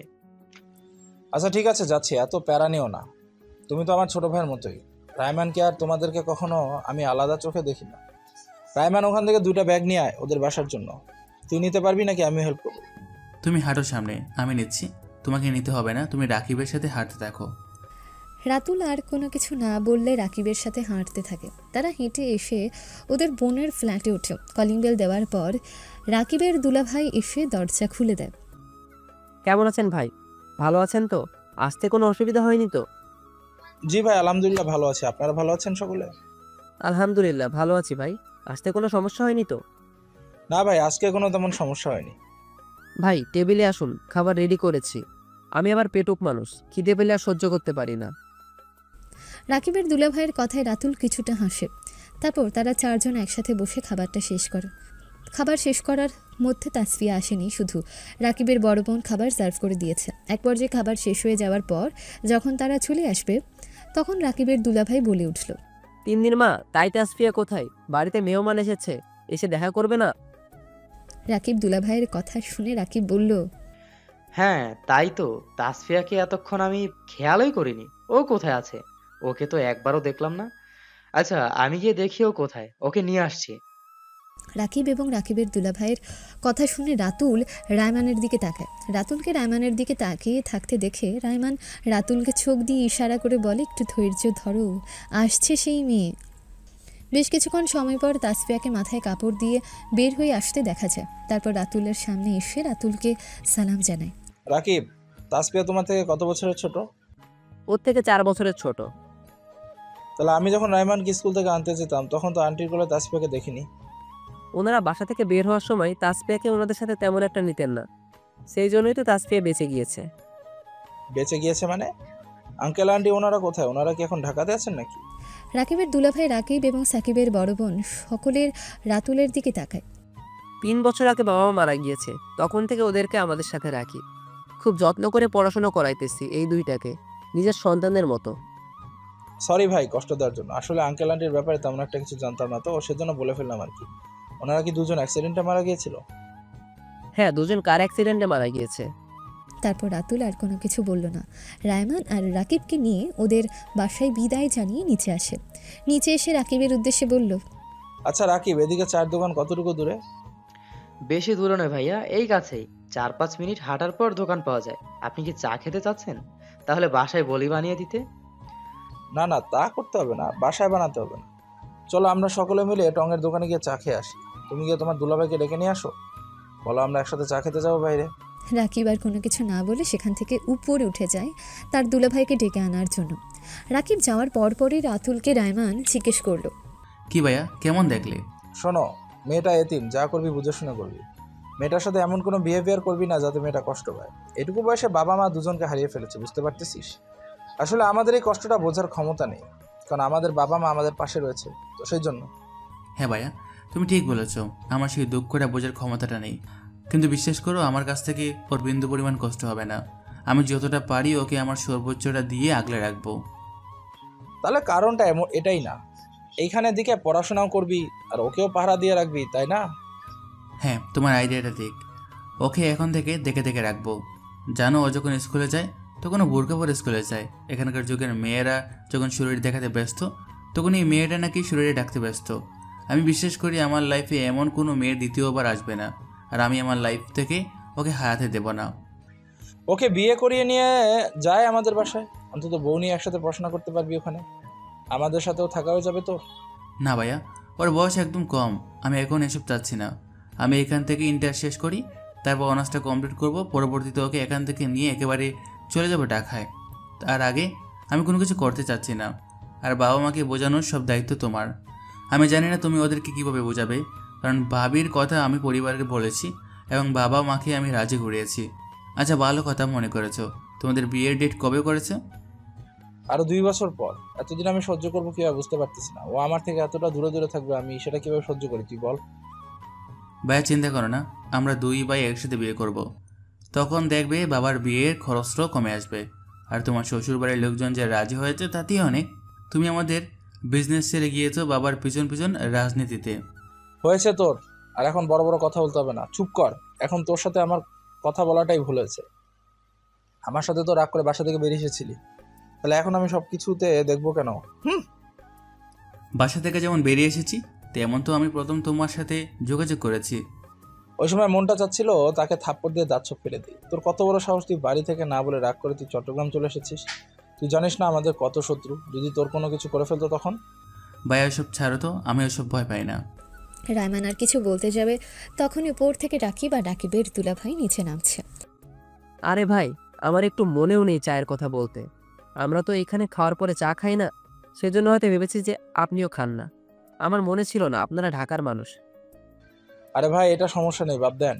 এখন চলন আমরা বাইরে টং দোকান থেকে চা খেয়ে আসি, আর একটু আড্ডাও হয়ে যাবে এর ভিতরে। তারপর রাতুল আর রাকিবের দুলাভাই তারা দুজন একসাথে হাঁটতে থাকে। রায়মান আর রাকিব তারা দুজন পেছন পেছন একসাথে আসতে থাকে। ভাই, আপনি তো মনে হয় সবই শুনলেন। রায়মান ওর বন্ধুর সাথে পড়াশোনা করবে বলে ঢাকা থেকে এখানে চলে এসেছে। এখন ওকে দেখাশোনা করে রাখার দায়িত্ব কিন্তু আপনাদের। আরে ভাই, এটা নিয়ে কোনো চিন্তা করবেন না। আমি রাকিবকে যতটা পছন্দ করি, রায়মানকেও ততটা পছন্দ করি। ওই দিক দিয়ে যদি হিসাব করি তাহলে রায়মানকে আমার একটু বেশি ভালো লাগে, কারণ এখনকার যুগে ওর মতো এতটা ঠান্ডা, কথা কম বলার মতো ছেলে খুঁজে পাওয়া যায় না। রায়মান হয়তো আপনার সাথে ভালো করে মিশে নাই। রায়মান যখন আপনার সাথে মিশতে শুরু করবে তখন আপনি বুঝবেন রায়মান কথা কম বলে নাকি বেশি বলে। এমনিতে রায়মান কারোর সাথে কথা বলে না। তারপর তারা হাঁটতে হাঁটতে একসময় একটা টং দোকানের সামনে এসে থামে। দোকানদারের কাছে গিয়ে সকলে যার যার মতন অর্ডার দিয়ে দেয়। কারোর চাই চিনি কম, তো আবার কারোর চাই চিনি বেশি। রায়মান একেবারে অল্প পরিমাণে চিনি খায় চায়ের মধ্যে। চা খেতে খেতে রাতুল একসময় বলে উঠল রায়মানকে, রায়মান, কালকে কলেজে ভর্তি হবি নাকি? কালকে 10টার আগে তো সব কাগজপত্র মনে হয় চলে আসবে তোর কাছে। জি ভাইয়া, তুমি যেহেতু এসেছো তাহলে একেবারে কালকে আমাকে কলেজে ভর্তি করে দিয়ে তারপরে ঢাকায় ব্যাক করবে। ঢাকায় তো তুমি নিজে আমাকে কলেজে ভর্তি করেছিলে। আচ্ছা ঠিক আছে, তাহলে তোকে ভর্তি করিয়ে দিয়েই আমি বাসায় ফিরব। রাতুলের কথা বলার মাঝখানে রাতুলের ফোনে একটা কল আসে। রাতুল ফোনটা পকেট থেকে বের করে মোবাইলের স্ক্রিনে তাকিয়ে দেখে মুখের মধ্যে একটু হাসি ফুটে। সেটা আবার দূর থেকে রায়মান খেয়াল করেছে। ভাইয়া, ভাবি কল করেছে নাকি? দাও, অনেকদিন ধরে বাবার সাথে একটু কথা বলি না। দাও, আজকে তোমার কথা বলতে হবে না, আমি কথা বলি। এটা বলে রায়মান রাতুলের কাছ থেকে ফোনটা নিয়ে নেয়। ফোনটা ধরার পর ওই পাশ থেকে নাদিয়া বলে উঠল, কি আমাকে তো ভুলে গিয়েছো? এই 2-3 দিন ধরে আমাকে একটা কলও দাওনি কেন? আসলে হয়েছে কি, তোমাকে তো ভুলে যায়নি, একটু ব্যস্ত ছিলাম সেই কারণে। পরিবার এত প্যারা দিচ্ছিল, তাই চট্টগ্রাম চলে এসেছি এখানে থাকার জন্য। নাদিয়া রায়মানের গলার ভয়েস শুনে একটু চমকে ওঠে। তারপর আবার নিজেকে সামলে নিয়ে রায়মানের উদ্দেশ্যে বলল, রাইমান বলতেছো নাকি? কেমন আছো পিচ্ছি? ভাবি, তুমি আমাকে কেন পেচ্ছি বলতেছো? আমি কিন্তু প্রেমে পড়েছি একজনের। ভাইয়ের কাছে শুনলাম তোমাদের বিয়েটা নাকি 2 বছর পর দিয়েছে। ওই 2 বছর পর তাহলে আমিও বিয়ে করতে পারবো তোমাদের সাথে। এক ডিলে 2 বাকি মারা হয়ে যাবে, বাবার বিয়ের খরচটাও কম লাগবে। আরে বলে কি আমার পিচ্ছির ভাইটা? তা কার প্রেমে পড়লে? আর চট্টগ্রামে ওইখানে কি করতেছো? এখন এসব বলতে পারবো না ভাবি, তুমি ভাইয়ের কাছ থেকে জেনে নিও। নাও, তোমাদের রোমান্টিক মুহূর্তের মধ্যে একটু বাম হাত ঢুকে ফেললাম, তার জন্য সরি আমি। আরে না বোকা, এসব কি বলো তুমি? তোমার ভাই এত 2 দিন ধরে ফোন দিচ্ছেই না, সেই জন্যই আমি কল করেছিলাম। তোমার সাথে কথা বলে ভালোই হলো। তা আমাদের বাড়িতে এসে ঘুরে যাও। যদি ঢাকায় ফিরি তাহলে অবশ্যই যাব তোমাদের বাড়িতে। তুমি বলেছো, আর আমি যাব না? এটা কি করে সম্ভব? কিন্তু এখন বিষয়টা হচ্ছে আমি এখন ঢাকা ফিরতে চাচ্ছি না। 1 বছরের ভিতর তো নই। তুমি এখন ঢাকায় ফিরবে না কেন? আর চট্টগ্রামে কেন গিয়েছো একটু বুঝিয়ে বলো তো। তুমি ভাইয়ের সাথে কথা বলে নাও, ভাইয়া সব কিছু বুঝিয়ে বলবে তোমাকে। আমি এখন আবার তোমাকে এসব কিছু বলে তোমার কাছ থেকে বকা খেতে চাই না। এই যে ভাইয়া, নাও, ভাবি তোমার সাথে কথা বলবে, ডাকতেছে তোমাকে। রাইমান মিথ্যে কথা বলে রাতুলের হাতে ফোনটা ধরিয়ে দেয়। তারপর রাতুল বেশ কিছুক্ষণ সময় নাদিয়ার সাথে কথা বলে। কথা বলা শেষ করে রাইমানের কাছে এসে রাইমানকে বলল, তাহলে চল বাসায় যাওয়া যাক। ভাইয়া, বাসায় জানিয়েছো মাকে এইখানে যে তুমি রাত্রে থাকবে? হ্যাঁ, একটু আগে ফোন করে বলে দিয়েছি। এখন চল, অনেক রাত হয়েছে, বাসায় ফিরে যাই। আচ্ছা ঠিক আছে, তাহলে বাসায় চলো। আর আর তো কোনো কাজ নেই বাইরে। রাকিব দুলাভাই, চলুন বাসায় ফিরাইয়া দেওয়া যাক, অনেক রাত হয়েছে, গিয়ে তো আবার ঘুমাতে হবে। তারপর আবারও তারা চারজন হাঁটতে থাকে। এখন তারা একসাথে হেঁটে বাসায় যায়। বাসায় যাওয়ার পর রাকিবের দুলাভাই ওনার রুমে চলে যায়, আর ওরা তিনজন রাকিবের অ্যাপার্টমেন্টে চলে আসে। ভাই আপনি এখানে শুয়ে পড়েন। সরি ভাই, আসলে নিচে থাকার জন্য, আসলে আমরা তো ব্যাচেলার মানুষ, আমরা নিচেই থাকি, আমাদের খাট লাগে না তেমন। তুমি এত কিছু নিয়ে ভাবতেছো কেন? আমিও তো ব্যাচেলার, তাই না? শোনো, এখন যত কষ্ট করবে লাইফে বড় হয়ে ততই সুখী হবে। বাবা একটা কথা বলেন সবসময়, বলেন যারা প্রথমে কষ্ট করে তারা পরে সুখী হয়। এই দেখো আমাদের বাবা, উনি প্রথমে অনেক কষ্ট করে এই পর্যায়ে এসেছেন। ফার্স্টে তো উনি ঢাকা শহরে যে সময় এসেছিলেন তখন তো আমাদের আত্মীয় স্বজন কেউ ছিল না ঢাকা শহরে। এখন দেখবে আমাদের কোনো অনুষ্ঠানের মধ্যে আত্মীয় স্বজনের কোনো অভাব নেই ঢাকাতে, অথচ সেই সময় কোনো মানুষ ছিল না বাবার পাশে। উনি নিজের পড়াশোনা নিজে ইনকাম করে শেষ করেন, তারপর রাজনীতির বিষয়ে আস্তে আস্তে জড়িয়ে যান। অনেকটা স্ট্রাগল করার পর আজকে বাবা এই পর্যায়ে এসেছেন। রাইমান তার ভাইয়ের বলা প্রত্যেকটা কথা মন দিয়ে শোনে। এই কথাগুলো আগেও শুনেছে, কিন্তু আজকে রাতুল যে কথাগুলো বলল সবগুলো শুনেনি, শুনেছে অল্প অল্প। আজকে সে শুনলো তার বাবার জীবনের ইতিহাস। রাইমান মনে মনে ভাবতে লাগলো, ইস, বাবাকে না চাইতেও অনেক কষ্ট দিয়ে ফেলেছি। বাবা তো আমাকে খুব ভালোবাসে, আমাকে চোখে হারান, আমি সেটা তো বুঝতে পারি। তারপরেও যে আমার রাগটা এত বেশি কেন সেটাই বুঝি না। রাগটাকে যতটা কন্ট্রোল করতে চেষ্টা করি ততই কন্ট্রোলের বাইরে বের হয়ে যায়। আর না, বাবাকে আর কষ্ট দিব না, কখনো না। সবার লাইফ যদি ভাই আঙ্কেলের মতো হতো তাহলে পৃথিবীতে ব্যাচেলারদের কোনো কষ্টই হতো না। ওরা জানতো, আগে থেকে জানতো যে তাদের লাইফ সামনে খুব ভালো আসতে চলেছে, কিন্তু এর আগে অনেক আশা ছেড়ে দিয়ে ফিরে যায়। আমাকে পিছন ফিরে গেলে হবে না, আমাকে সামনে এগোতে হবে, সেটা যে কোনো পর্যায়েই হোক না কেন। হ্যাঁ, হয়তো এখন আমার কোনো কষ্ট হচ্ছে না, কারণ আমার দুলাভাই পেয়েছি নিজের ভাইয়ের মতো। আমি চাইবার আগে আমার কি কি লাগবে সবকিছু আমার সামনে এনে দেয়, তাহলে আমি কিভাবে কষ্ট বুঝবো আপনি বলেন? এটা সত্য রাকিব, তুমি খুব ভালো একজন দুলাভাই পেয়েছো। ওনাকে দেখতে অনেক ভালো মানুষ দেখা যায়, আবার ওনার কথাবার্তা সবকিছু মিলে একজন পারফেক্ট মানুষ বলা যায় ওনাকে। সত্যি ওনার মতো মানুষ খুব কমই দেখা যায় পৃথিবীতে। সবাই যদি ওনার মতো হতো তাহলে তো হতোই, এই পৃথিবীতে আর কষ্ট নামের কোনো বিষয়বস্তু থাকতো না। আচ্ছা ভাইয়া, বাবা ঢাকা আসার পর দাদা দাদু বাবাকে সাহায্য করেনি? বাবা যতটুকু বলেছে তখন বাবার ফ্যামিলির অবস্থা তেমন একটা ভালো ছিল না। পরবর্তীতে যখন বাবা রাজনীতিতে যুক্ত হয় তখন নাকি দাদু যে কয়েকটা অল্প টাকা ঢাকায় পাঠাতো সেই টাকা পাঠানো অফ করে দেন। দাদুর কথার বিরুদ্ধে গিয়ে বাবা রাজনীতিতে নেমেছিল, সেই জন্য দাদু আর বাবার সাথে যোগাযোগ রাখেনি প্রথম। তাহলে ছোটোবেলায় তো দাদুর সাথে অনেক খেলা করেছি। দাদুকে আমাদের বাড়িতে কে এনেছিল? তখন কি দাদু আমাদের কাছে এসেছিল নাকি বাবা গিয়ে দাদুকে নিয়ে এসেছিল? বাবা যখন রাজনীতিতে ভালো একটা পর্যায়ে ছিলেন তখন গ্রামে গিয়ে দাদাকে নিয়ে আসে। বাবার সাথে দাদা প্রথম আসতে চায়নি, তারপর এক প্রকার বাধ্য হয়ে আসতে হয়েছে। ওইখানে ওনাকে দেখার মতো কোনো মানুষ ছিলেন না। দিদা মারা যাওয়ার পর দাদার রান্নার অবস্থা খুব বাজে ছিল, উনি কোনো সময় খেত আবার কোনো সময় খেতেন না। সেসব দেখে বাবা ওনাকে জোর করে নিয়ে এসেছিলেন ঢাকায়। হ্যাঁ, দাদুর সাথে তো আমি খেলা করেছি, আমার কিছুটা মনে আছে। তবে তুমি দাদুকে পেয়েছিলে তোমার কাছে অনেক দিন যাবৎ। হ্যাঁ, তুই তো ছোট ছিলি আর আমি বড় হয়েছি দাদুকে ছাড়াই। তোর বয়স যখন 6 ছিল তখন দাদুকে গিয়ে নিয়ে আসে আমাদের বাসায়। তুই যতটুকু পেয়েছিস দাদুকে, আমিও ততটুকুই পেয়েছি। তোর জন্মের আগে দাদু আমাদের সাথে এসে থাকেনি। ভাইয়া, তোমাদের গল্পের কাহিনীটা খুবই ইন্টারেস্টিং, আমার কাছে শুনতে খুব ভালো লাগলো। দাদু কি এখন আর বেঁচে নেই? না, দাদু এখনো কি করে বেঁচে থাকবেন, উনি তো আরো অনেক আগে মারা গিয়েছেন। আচ্ছা, এখন ঘুমিয়ে পড়ো, আর কথা বলো না, অনেক রাত্রি হয়েছে, সকালবেলা আবার তাড়াতাড়ি ঘুম থেকে উঠতে হবে। সমস্যা নেই, উঠতে পারবো। আর তুমি আমাকে কলেজে ভর্তি করিয়ে দিয়ে তারপর কিন্তু যাবে এখান থেকে। বলেছি তো তোকে, একেবারেই কলেজে ভর্তি করিয়ে দিয়ে এরপর এই বাসায় ফিরবো। এত কথা বলিস না, এখন ঘুমা, চুপচাপ ঘুম, আর কোনো কথা বলবি না। তারা তিনজন আর কোনো কথাবার্তা না বলে চুপচাপ ঘুমিয়ে পড়ে। বেশ লম্বা একটা রাত কাটার পর তারা সকাল 9টায় ঘুম থেকে উঠে সবাই ফ্রেশ হয়ে খাওয়া দাওয়া করে কলেজের উদ্দেশ্যে বের হয়ে যায়। রাকিবের দুলাভাই অফিসে যাওয়ার সময় তাসফিয়াকে স্কুলে নামিয়ে দিয়ে যায়, আর তারা তিনজন গাড়ি নিয়ে চলে যায় কলেজে গিয়ে রায়মানকে ভর্তি করিয়ে দিয়ে সব কিছু ঠিকঠাক করে। তারা তিনজন গিয়ে কলেজের ক্যান্টিনে বসে। আচ্ছা, তুই কি নিজের প্যান্ট শার্ট একটু ঠিক করে পরতে পারিস না? এখানে আসার পর তো দেখলাম সব কিছু চেঞ্জ। ঢাকায় থাকতে কত সুন্দর করে চলাফেরা করতি, কি স্টাইলে জামা কাপড় পরতি, আর এখন এইখানে এসে এরকম খ্যাত সেজে এসেছিস কেন? ভাইয়া এখানে ক্ষেত সেচে আসার কারণ তো তুমি খুব ভালো করে জানো। পড়াশোনাটা শেষ করব শুধু শুধু এখানে এসে টাকা পয়সা ওড়াবো না। আর বাড়িতে থেকে কোনো জামা কাপড় আনেনি এখানে। ওই দিন গিয়ে শপিং মল থেকে জামা কাপড় কিনেছি, শক্ত আর শরীরের সঙ্গে ফিট হয়ে লাগা না। এবার দেখ, পরিবারের সঙ্গে কিছু না বুঝে আবেগের বয়সে যে রাগ করে চলে এসেছিস, এখন দেখ কেমন লাগে। তাকে কিছু বলা যায় না, তোকে কিছু বলতে পারি না, কিছু বললে তুই এভাবে রেগে যাস কেন? শোন, বাবা মা কিংবা আমি তোর ভালোর জন্য কথা বলি, কখনো তোর খারাপের জন্য কোনো কিছু বলিনি। আর বিশ্বাস রাখিস, ভবিষ্যতেও তোর বাপের জন্য এমন কোনো কিছু কথা বলবো না। আরে না ভাইয়া, ও তেমন ভাবে বলতে চায়নি। আপনি মন খারাপ করবেন না ওর কথা। ও তো কিছু না হলেই শুধু আমাদের সাথে রাগ দেখাতে পারে, ফ্যামিলির সাথে রাগ দেখাতে পারে। এইটা ছাড়া ও আর কোনো কিছুই বুঝবে না। ভাইয়া তুমি যেরকম মনে করছো সেরকম না।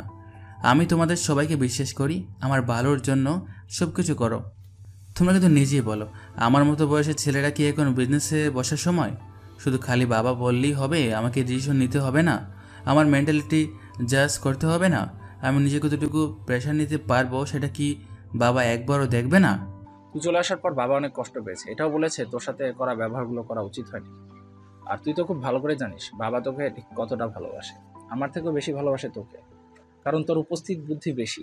তুই এখনই আমাকে হারিয়ে গিয়েছিস, আশা করি ভবিষ্যতে আমার উপরেই থাকবি। আমি কখনোই তোমার উপরে যেতে চাই না। যা আমাকে হাত ধরে হারা শিখেছে তাদের উপরে আমি যেতে চাই না, কখনোই না। তোমাদের সাথে ওই দিন ওই ব্যবহারটা করার জন্য আমি দুঃখিত ভাইয়া।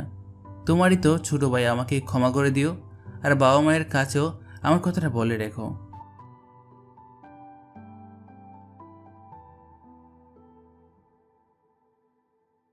রাতে ফোন করে বাবা মার কাছে ক্ষমা চেয়ে নিস, আমার কাছে চাইতে হবে না। আমি এসব কোনো কিছু মনে করি না। এখন তোরা বাড়িতে চলে যা, আমি এখান থেকে সোজা ঢাকায় ব্যাক করবো। আর শোন, এখানে কেউ নেই বলে যে যেমন তেমন পড়ালেখা করবি তা না। আগের কলেজে যেরকম ফার্স্ট ক্লাস রেজাল্ট আসতো, আশা করি এখানেও সেরকমই আসবে। রেজাল্টের যদি কোনো পরিবর্তন হয়েছে তাহলে মনে কর তোর খবর আছে বলে দিলাম। আর ভাইয়া তুমি এসব নিয়ে কোনো চিন্তা করো না। আমার রেজাল্ট যেমন ছিল ঢাকায় এখানেও ঠিক তেমনই থাকবে। আর ঠিক আছে, সাবধানে যাও। বাড়িতে গিয়ে আমাকে একটা ফোন করে জানিয়ে দিও। তারপর সেখান থেকে রাতুল ওদের কাছ থেকে বিদায় নিয়ে সোজা বেরিয়ে যায় ঢাকার উদ্দেশ্যে। রায়মান আর রাকিব তারা দুজনে মিলে কলেজ থেকে বের হয়ে আসে। দোস্ত, ভালো কথা মনে হয়েছে। তুই এদিক দিয়ে যাওয়ার সময় তাসফিয়ার স্কুল থেকে তাসফিয়াকে সাথে নিয়ে বাসায় চলে যাস। আর আপু আমাকে কিছু সদাই আনতে বলেছে, আমি সেগুলো নিয়ে তারপর বাসায় যাব। ঠিক আছে, তাহলে সাবধানে যাস। আমি এদিক দিয়ে তাসফিয়াকে নিয়ে বাসায় ফিরে যাচ্ছি। রাকিব চলে যাওয়ার পর রায়মান কিছুটা সামনে চলে আসে হেঁটে হেঁটে। তারপর তাসফিয়ার স্কুলের গেটের সামনে দাঁড়ায়। বেশ কিছুক্ষণ সময় পর তাসফিয়ার স্কুল ছুটি হয়। এতগুলো মেয়ের মধ্যে তাসফিয়াকে নিশ্চয়ই খুঁজে বের করার সহজ ব্যাপার নয়, কিন্তু এমন কঠিনও লাগেনি, কারণ সকালবেলা বের হওয়ার সময় তাসফিয়াকে দেখেছিল রায়মান। তাসফিয়া স্কুল এসেছিল বোরকা পরে। গেট দিয়ে যখন একটা বোরকা পরা মেয়ে বের হয়ে, তখনই রায়মান মেয়েটার কাছে গিয়ে জিজ্ঞেস করলো, তুমি তাসফিয়া না? হ্যাঁ, আমাকে চিনতে পারেননি? তোমাকে চিনতে পেরেছি, কিন্তু একটু ডাউট ছিল। সেই ডাউটটা এখন ক্লিয়ার করে নিলাম তোমাকে জিজ্ঞেস করে। ও আচ্ছা, তা ভাইয়া কোথায়? ভাইয়া আসেননি কেন? আপনি একা এখানে দাঁড়িয়ে আছেন? তোমার ভাইয়া একটু বাজারে গিয়েছে। আপু কি যেন সদাই আনতে বলেছে। আমাকে বলেছে তোমাকে নিয়ে যেন বাসায় ফিরে যাই। আমার সাথে যেতে কি তুমি খারাপ ফিল করতেছো? না, আসলে তেমন কিছু না। আমি ভাইয়া আর দুলা ভাই ছাড়া বাহিরে আর কোনো ছেলেদের সাথে কথা বলিনি তো। আজকে প্রথম আপনার সাথে এতগুলো কথা বলতেছি, সেই জন্য একটু নার্ভাস। আর সবসময় প্রতিদিন দুলা ভাই স্কুলের সামনে নামিয়ে দিয়ে যায়, আর ভাই এসে নিয়ে যায়। তোমাকে পর্দা করতে কে বলেছে? মানে বোরকা পরতে কে বলেছে? রাকিব নাকি তোমার দুলাভাই? পর্দা করতে কেউ বলেনি। মাঝে মাঝে ভাইয়া বলে, তুই যে বোরকা পরে যাস, তোর কি গরম লাগে না? তখন তুমি কি বলো? সত্যিই তো এখানকার যুগের মেয়েরা শরীর দেখাতে ব্যস্ত, আর তুমি কিনা এত সুন্দর করে হিজাব পরে বোরকা পরে চলাফেরা করো। এখনকার দিনে তোমার মতো মেয়েরা হয়তো 100 ভাগের 1 ভাগও পাওয়া যাবে না। অন্যটা জানি না, কিন্তু ছোটবেলা থেকে দেখতাম আম্মু সব সময় বাসা থেকে বের হলে সারা শরীর থেকে মুখ পর্যন্ত ঢেকে বাসা থেকে বের হতো। আম্মু মরে যাওয়ার পর আমিও আম্মুর সব কিছু ফলো করতে থাকি।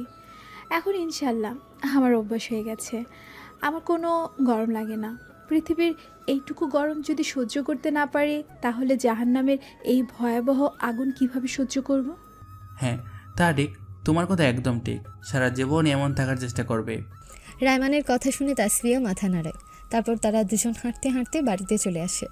বাড়িতে আসার পর তাসফিয়া চলে যায় তার বোনের অ্যাপার্টমেন্টে। রায়মান চলে আসে তারা যেখানে থাকে সেখানে। রায়মান রুমে আসার আরও অনেক পরে রাকিব আসে।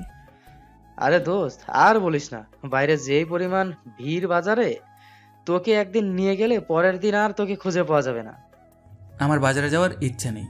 তোর বাজার করার এত শখ যখন, তাহলে তুই বাজার কর। মাঝখান দিয়ে আমাকে টেনে আনতেছিস কেন? আরে গাধা, তোকে টেনে আনলাম কোথায়? আমি তো শুধু বললাম বাজারের পরিস্থিতির কথা। তুই এখনো সেই আগের মতোই বেশি বুঝিস, তোকে কোনো কিছুই বলা যায় না।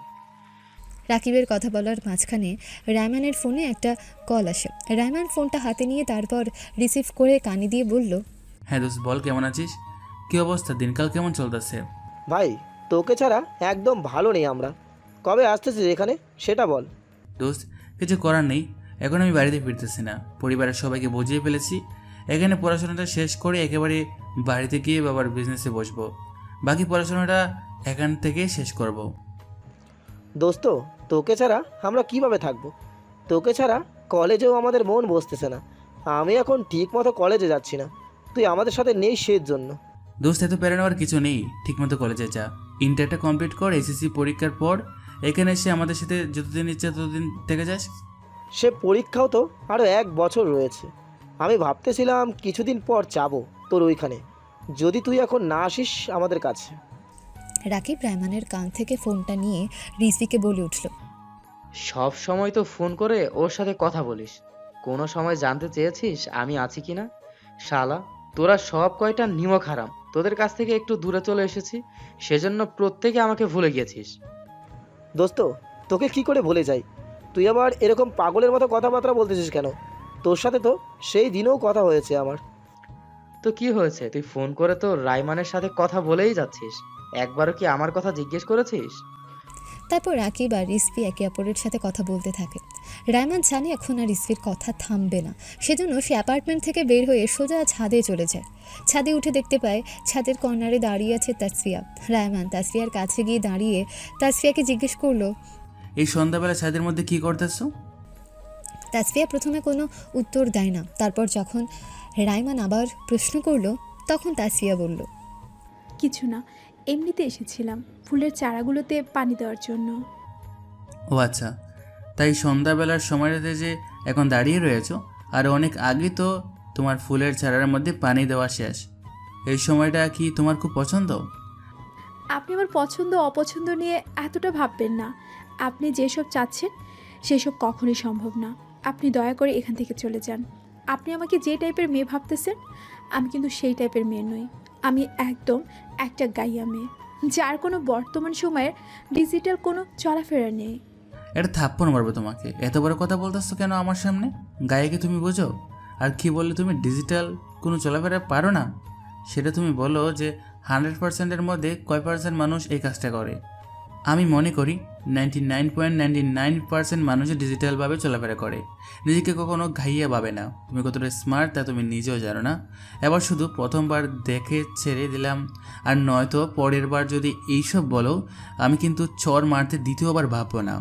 আপনার সব কথা ঠিক আছে, কিন্তু আপনি ভুল পথে এগোচ্ছেন। আপনি আমার ভাইয়ের বন্ধু, সেই হিসেবে আমারও ভাই হন আপনি।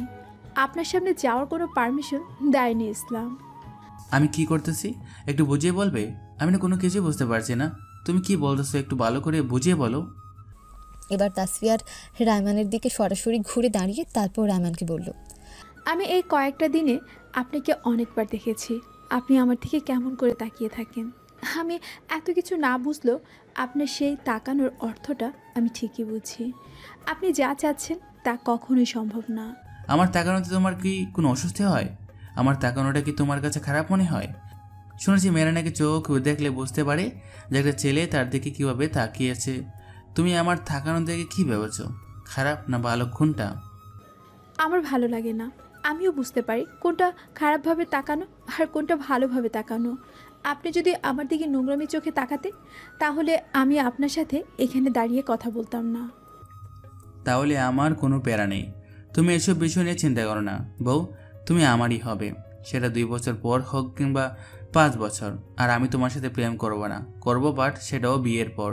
এখানে আমি থেকে গিয়েছি কেন জানো? তোমাকে চোখের সামনে রেখে বড় করব বলে। আপনি জানেন আমি এতিম, আমার মা বাবা কেউ নেই এই পৃথিবীতে, শুধু নিজের বলতে দুলাভাই, বোন আর একটা ভাই, তারাই। তারপরও আপনি জেনে শুনে এসব।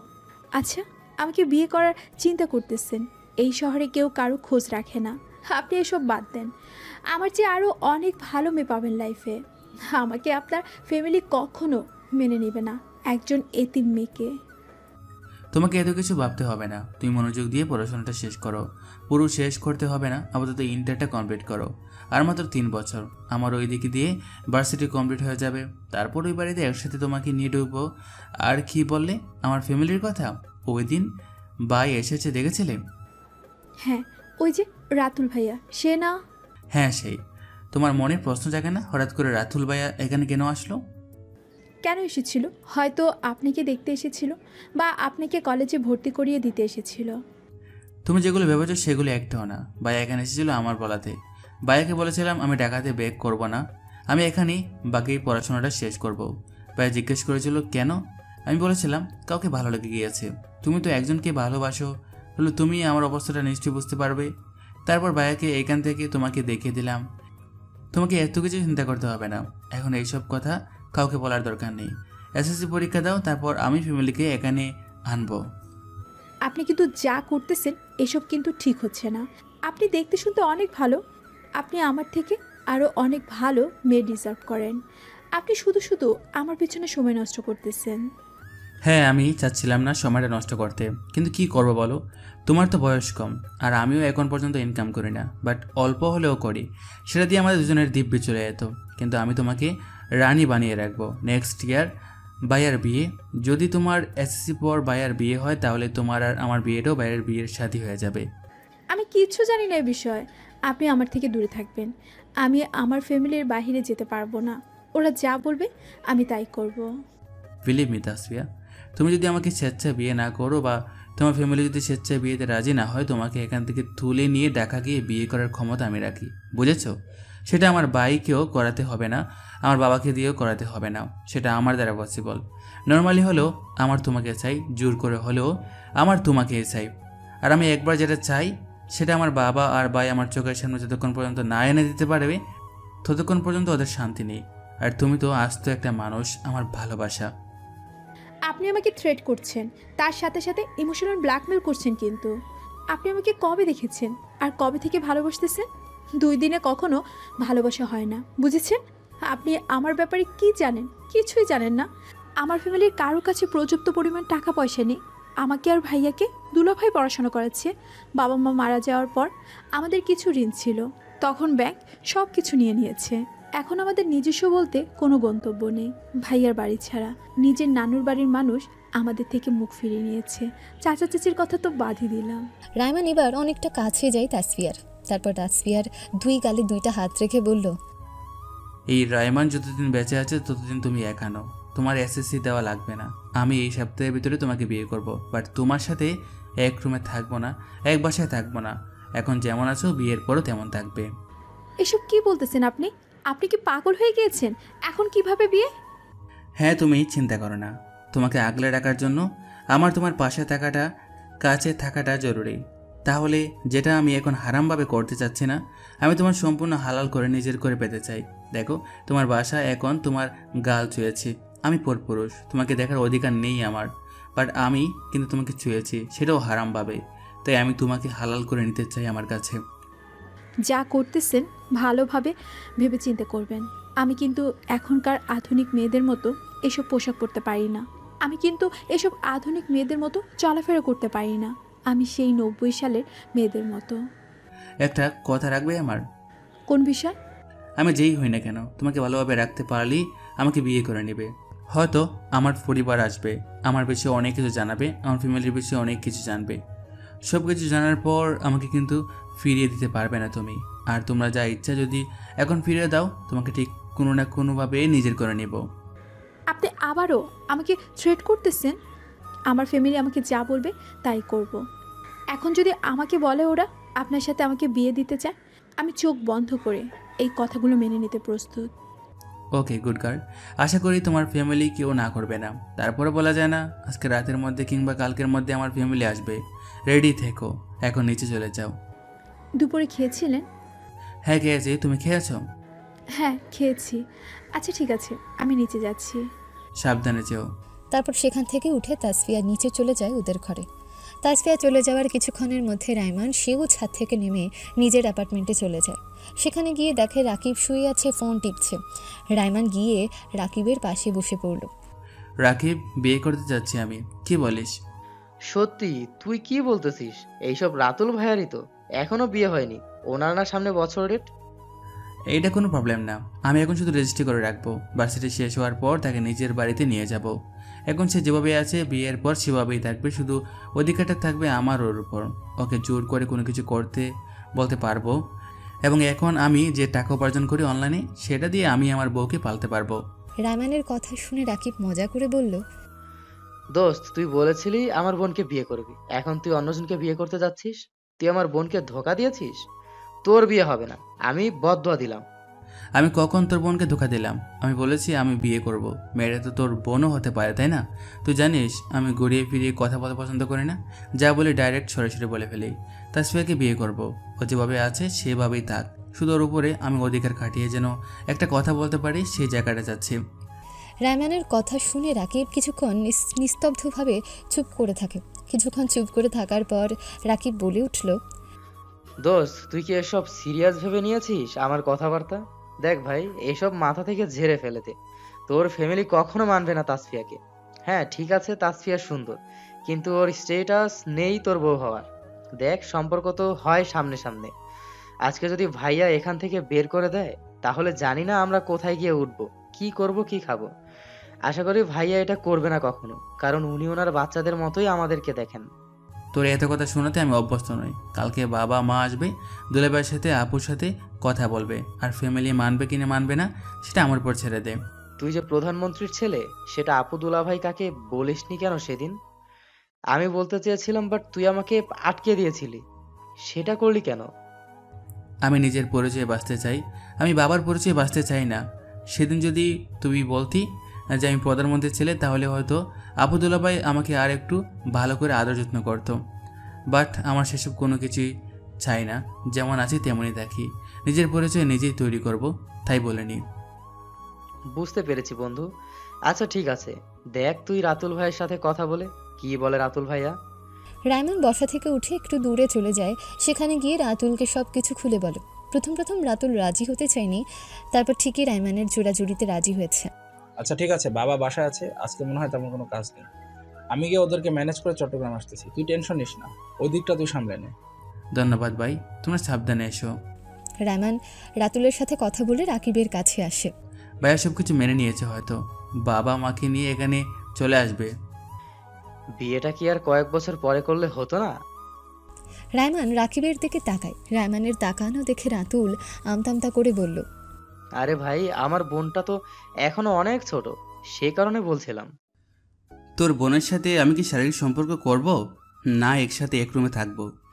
তোকে একটু আগে আমি কি বলেছি, এখন যেভাবে আছে বিয়ের পরও সেভাবেই থাকবে, শুধু ওর উপর যেন আমার অধিকারটা খাটিয়ে দুটো কথা বলতে পারি সেই সুযোগটা চাচ্ছি।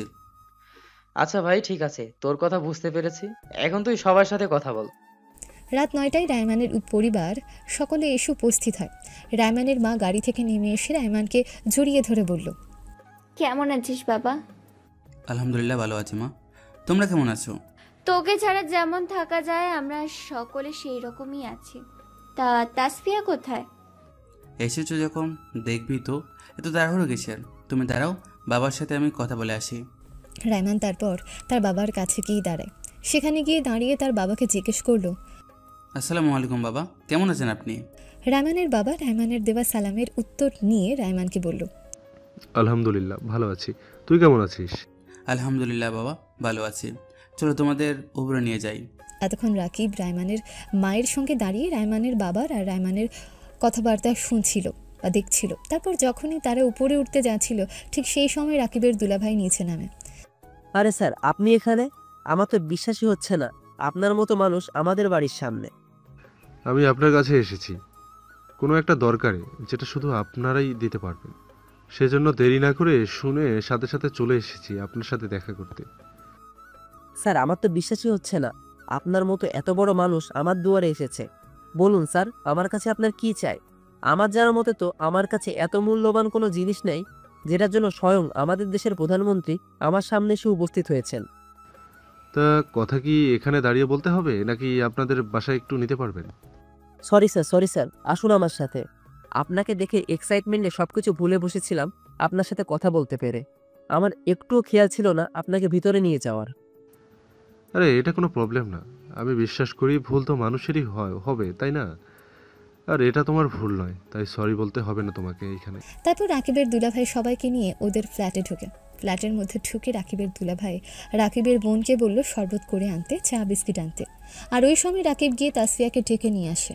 তাসফিয়া সামনে আসার পর একবার রায়মানের দিকে তাকায়। তখনই রায়মানের বাবা তাসফিয়াকে ডাক দেয় ওনার কাছে যাওয়ার জন্য। তাসফিয়া কী করবে বুঝতে না পেরে রায়মানের দিকে চোখ দিয়ে ইশারা করে প্রশ্ন করে। রায়মান তার চোখের ইশারায় বলল, যাও। তা ওই সময় তুমি কি বলেছিলে বাবা? তোমার কাছে এমন কি মূল্যবান জিনিস আছে, তাই না? শোনো, তোমার কাছে মূল্যবান জিনিস নয়, মহামূল্যবান জিনিস রয়েছে। এই যে দেখো, এক টুকরো হিরে। তা মামুনি, আমাকে তোমার পছন্দ হয়েছে? সারা জীবন কিন্তু আমার সাথেই থাকতে হবে। সারা জীবন বলতে আমি যতদিন বেঁচে থাকবো ততদিন আমরা একসাথেই সংসারের সকল কাজ করব। কি পারবে না? রায়মানের মায়ের কথা শুনে রাকিবের দুলাভাই এবং রাকিবের বোন তারা দুজনেই চমকে ওঠে। রায়মানের মা যখন কথাটা বলছিল তখনই রাকিবের বোন শরবত হাতে নিয়ে আসে। তিন্নিকে নিয়ে রাকিব একপাশে দাঁড়িয়ে রয়েছে, রাকিবের পাশে রায়মান দাঁড়ানো। রাতুল গিয়ে তার বাবা মায়ের সাথে বসে পড়েছে।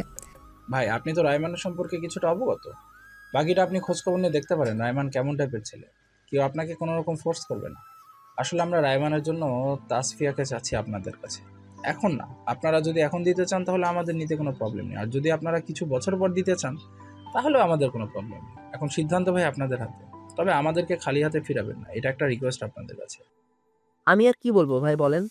যেখানে আপনার বাবা এসেছেন তাসফিয়ার হাত চাইতে, সেখানে আমি কিভাবে না করব বলুন? আর রায়মান যে টাইপের ছেলে, ওকে চোখের সামনে যে দেখবে সেই মেয়ের বাবাই রায়মানের কাছে মেয়ে দিতে রাজি হয়ে যাবে। এখন আপনারাই বলুন, আপনাদের জন্য কি করতে পারি আমি? দেখো বাবা, রাতুল যতটুকু জানে তাসফিয়াদের ব্যাপারে সবকিছু আমাকে খুলে বলেছে। সবকিছু শোনার পর যতটুকু বুঝলাম তাতে এতটুকু নিশ্চয়ই বোঝা যায় তোমার মতো ভালো মানুষ আর দ্বিতীয়টা হয় না। এখনকার যুগে যখন নিজের ভাইকে দেখে না, সেখানে তুমি দুলাভাই হয়ে ওদেরকে এত বছর ধরে লালন পালন করছো। তোমার সম্পূর্ণ অধিকার আছে ওদের দুজনের প্রতি। ওরা একা কোনো ডিসিশন নিতে পারবে না। একটা ছোট্ট বিষয়ও না, সব কিছুতে তোমার ডিসিশন নিতে হবে। তুমি যদি খুশি হয়ে তাসফিয়ার হাত রায়হানের কাছে দিতে চাও তাহলে আমি কোনো না করব না। তবে আমি বলতে চাচ্ছি তুমি রায়হানের ব্যাপারে খোঁজ নিয়ে দেখো। এটা তোমার দায়িত্ব এবং কর্তব্যের মধ্যে দুটোটাই পড়ে। তবে একটা রিকোয়েস্ট করব, আমাদেরকে খালি হাতে ফিরিয়ে দিও না। না স্যার, এরকম কিছু না। রায়মানের মতো ছেলে হয় না। ওর সম্বন্ধে আমি খোঁজ খবর নিতে গিয়ে আমি ওকে অপমান করব না। ওর মতো পারফেক্ট মানুষ আমিও খুবই কমই দেখেছি। ওরা দুজন যদি একসাথে ভালো থাকে তাহলে আমার আর কোনো সমস্যা নেই। হ্যাঁ, ছোটবেলা থেকে ওদের দুজনকে আমাদের সন্তানের মতো করে লালন পালন করেছি। ওদের দুজনকে লালন পালন করতে গিয়ে আমরা নিজেরাও সন্তান আরও অনেক পরে নিয়েছি। তবে তাসফিয়ার এখনো বিয়ের বয়স হয়নি। ওরা কখনোই আমার কাঁধে বোঝা নয়। আর এই শরীরে যতদিন প্রাণ আছে ততদিন ওদেরকে আমি লালন পালন করব। তোমার প্রত্যেকটা কথা আমার হৃদয় ছুঁয়ে দিয়েছে। আমার এখনই তাসফিয়াকে আমাদের কাছে নিতেই চাচ্ছি না। এখন শুধু ধর্মীয় মোতাবেক বিয়েটা করিয়ে রাখবো। তারপর যখন তাসফিয়ার বয়স হবে তখন আমরা তাসফিয়াকে এখান থেকে নিয়ে যাব। এতদিন তোমাদের এখানে থাকবে। এখন যেভাবে তাসফিয়া আছে বিয়ের পরও সেইভাবেই থাকবে এই কয়েকটা বছর। কিন্তু স্যার, বিয়ে তো হয় সমানে সমানে। আমরা তো আপনাদের স্ট্যাটাসে পড়ি না। আচ্ছা শোনো মেয়ের কথা, তুমি আমাকে স্যার ডাকবে না। আমি তোমার বাবার সমান। আমরা তোমাদের কাছে হাত চাইতে এসেছি, এখানে কোনো অফিসিয়াল মিটিং করতে আসিনি। কি বললে সম্পর্ক সমানে সমান হয়? আজ থেকে 30 বছর আগে আমি এইখানে ছিলাম না। আমি এসব বিশ্বাস করি না যে সম্পর্ক সমানে সমান হয়। দুটো মানুষের হৃদয় যদি এক হয় তাহলে এসব কোনো বিষয় না। চেনা চেনা লাগতেছে, কোথায় যেন দেখেছিলাম কিন্তু এখন মনে পড়ছে না। আন্টি, আমি রাকিবের বোন। যখন প্রাইমারিতে রাইমান আর রাকিব পড়াশোনা করতো তখন আমি গিয়ে রাকিবকে নিয়ে আসতাম মাঝে মধ্যে। অনেক সময় আপনি রাকিবকে খেলনা কিনে দিয়েছিলেন, আমাকেও আইসক্রিম কিনে দিয়েছিলেন। আমার মনে আছে সব কিছু। ও হ্যাঁ হ্যাঁ, মনে পড়েছে আমার এখন। তুমি তো রাকিবের বোন হও। তা কেমন আছো তোমরা? রাকিবের বোন কিছু বলতে যাবে তার আগেই রাকিবের দুলাভাই রায়মানকে উদ্দেশ্য করে বলল, রাইমান, তুমি এতদিন বলনি কেন তোমার বাবা এদেশের প্রধানমন্ত্রী? তুমি তো প্রথম দিনই বলতে পারতে আমাদেরকে। এটা আমাদের কাছ থেকে লুকিয়েছো কেন? ভাই, আপনাদেরকে প্রথম দিন এসে যদি বলতাম যে আমি প্রধানমন্ত্রীর ছেলে, তাহলে আপনারা এখন যেভাবে কথা বলতেছেন সেভাবে বলতেন না। সবসময় আমাকে এটা ওটা সেটা নিয়ে মাথার উপর করে রাখতেন। আমি বাবার নামে পরিচিত হতে চাই না, আমি নিজের নাম করতে চাই। আমাকে যে নামে চিনবে। ওই দিন যদি আপনাদেরকে বাবার নাম বলতাম তাহলে আপনারা হয়তো আমাকে আরও বেশি করে আদর যত্ন করতেন। সেটা এক হিসাব, বাবার নাম বিক্রি করা বলে। আর আমি সেটা করতে চাই না কোনোভাবেই। আঙ্কেল, একটু আগে আপনাকে কি বললাম যে রায়মানের মতো পারফেক্ট ছেলে আমি খুব কমই দেখলাম। এই যে এখন কথাগুলো বললো, কথাগুলো শুনলেন? এই কথাগুলো একজন সাধারণ মাইন্ডের মানুষ কখনোই বলবে না। সে সবসময় চাইবে তার বাবা যেহেতু দেশের প্রধানমন্ত্রী, সে হিসাবে সে ভিতরে একটা আলাদা মনোভাবই রাখবে। আর রায়মানের মধ্যে তার বিন্দুমাত্র ছিঁড়ে ফোটাও নেই। এই জিনিসগুলোই আমার খুব ভালো লাগে। ঠিক আছে বাবা, তাহলে রাইমানকে তোমার পছন্দ হয়েছে? তোমাদের বিয়েতে কোনো অমত নেই, তাই না? এবার রাকিবের দুলাভাই রাকিবের বোনের দিকে তাকায়, তারপর রাকিবের বোনকে জিজ্ঞেস করে, তিন্নির মা, তুমি কি বলো? রায়মানকে তো এতদিন ধরে দেখতেছো, তাই না? তুমি নাকি ওকে ছোট থেকেও চেনো। তাহলে তো আমার চেয়ে ভালো তোমার চেনার কথা। এখন এই বিয়েতে কি তোমার মত আছে? তোমার যেটা ভালো মনে হয় সেটাই করো, আমার কোনো মতামত নেই এই বিয়েতে। তাসফিয়া কি বলে সেটা শোনো, আর তুমি যেটা ভালো মনে করো সেটাই করো। রাইমান ভালো ছেলে, এটা বলতেই হবে। আমি কখনো বলবো না যে রাইমান খারাপ ছেলে, কারণ রাইমানের পাশে খারাপ শব্দটা যায় না।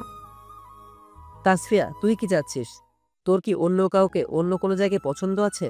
থাকলে এখনই আমাদেরকে বলে ফেল, নয়তো পরবর্তীতে আর কোনো কিছু করার থাকবে না। রাকিবের দুলাভাইয়ের এমন কথা শুনে রায়মানের বুকের ভেতর মোচড় দিয়ে ওঠে।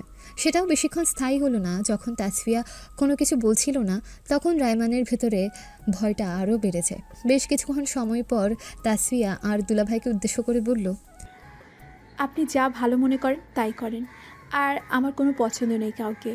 তাসফিয়ার এই কথাটা শোনার জন্যই যেন রহমান এতক্ষণ ধরে অপেক্ষা করছিল। অবশেষে তাসফিয়ার এই কথাটা বলার পর রহমান বড় করে শ্বাস ছাড়ে, যেন সে কোনো এক বিশ্ব জয় করে এসেছে। শুনলেন তো আঙ্কেল, আপনাদের সামনে সবকিছু বলল তাসফিয়া। ওদের কারোর যেহেতু এই বিয়েতে কোনো অমত নেই, সে তো আমারও কোনো অমত নেই এই বিয়েতে। আর আমাদের অমত দেওয়ার মতো কোনো বিষয় খুঁজে পাইনি আমরা। রাকিবের দুলাভাইয়ের কথা শুনে সকলে একসাথে আলহামদুলিল্লাহ বলে উঠল। যাক, তাহলে এখন কারো যেহেতু অমত নেই, তাহলে এখনই কাজী ডেকে আনো। এখনই ওদের বিয়েটা দিয়ে আমরা ব্যাক করব। ঠিক আছে আঙ্কেল, আমরা কাজে আনার ব্যবস্থা করতেছি। জান্নাত, তোমার কোন শাড়ি রয়েছে? তোমার একটা শাড়ি দাও তো, থাকলে তাসফিয়াকে পরিয়ে দিই। আছে আন্টি, আসেন আপনি আমার রুমে, ওইখানেই দিচ্ছি, ওকে ওখানেই পরিয়ে দিন। আমি খুব ভালো একটা শাড়ি পরাতে জানি না, আমি নিজেই পরতে পারি না, সেই জন্য তেমন কোনো শাড়ি আমার আলমারিতে নেই। আপনি আসুন আমার সাথে, দেখে যেটা ভালো লাগে সেটাই ওকে পরিয়ে দিন। রায়মানের মার আর রাকিবের বোনের কথা শুনে রায়মান এগিয়ে এসে বলল, তোমাদেরকে কোনো কিছু করতে হবে না, আমি সব কিছু রেডি করে রেখেছি। দাঁড়াও, আমি নিচ থেকে আমাদের রুম থেকে ওর শাড়িটা নিয়ে আসতেছি। এটা বলে রায়মান এখান থেকে বেরিয়ে যায়। কিছুক্ষণের মধ্যে হাতে একটা ব্যাগ নিয়ে আবার উপরে উপস্থিত হয় সবার মাঝে। রায়মান উপস্থিত হওয়ার পর রাকিব রায়মানের কাঁধে হাত রেখে আস্তে আস্তে বলল, কি রে, এটা আনলি কখন? আমি তো দেখিনি। তুই কি আমাকে রেখে একা একা মার্কেটে গিয়েছিস কেনাকাটা করার জন্য? হ্যাঁ, গিয়েছিলাম এই শাড়িটা আনার জন্য, কারণ এটা তো রাতে লাগতো, তাই না? সেজন্য আমি আগে থেকে এনে রেখেছিলাম। তুই এত শিওর ছিলি কিভাবে যে তোদের বিয়েটা হবেই? এমনও তো হতে পারতো কোনো না কোনো কারণে ভেঙে যেত বিয়েটা। তুই বায়াকে একটা কথা জিজ্ঞেস করিস যে রাইমানের উপস্থিতি বুদ্ধিটা কেমন। বায়া তোকে সকল প্রশ্নের উত্তর দিয়ে দেবে। আমার বিশ্বাস ছিল এই বিয়েটা হবে এবং আজকের রাতেই হবে। কেউ এই বিয়েটা ভাঙতে পারবে না, একমাত্র আল্লাহ ছাড়া। এবং আমি যা ভেবেছি তাই হয়েছে। অবশেষে আমি তোর বোনকে হালাল করে পাচ্ছি। বাহ দোস্ত বাহ, আজকে আমার বোনকে বিয়ে করার আগে আমাকে পর করে দিচ্ছিস? আর বিয়ে করার পর তো আমার কথা তোর মনেই থাকবে না। রায়মান আর কোনো কিছু বলতে পারল না। তার মধ্যে রাকিবের দুলাভাই এবং রাতুল তারা দুজন কাজই নিয়ে চলে আসে। তারা আসার পর রাকিবকে পাঠিয়ে দেয় তাসফিয়াকে রুম থেকে বের করে আনতে বলার জন্য। তুই আমার থেকে গুনে গুনে 6 বছরের ছোট, তারপরে তোর বিয়ে হয়ে যাচ্ছে আমার কত আগে। আর আমি কি করতেছি? এখন অপেক্ষা করতেছি আমার কবে বিয়ে হবে সেই আশা। একটু ভুল বললে। আমি তোমার থেকে গুনে গুনে 5 বছর 4 মাসের ছোট।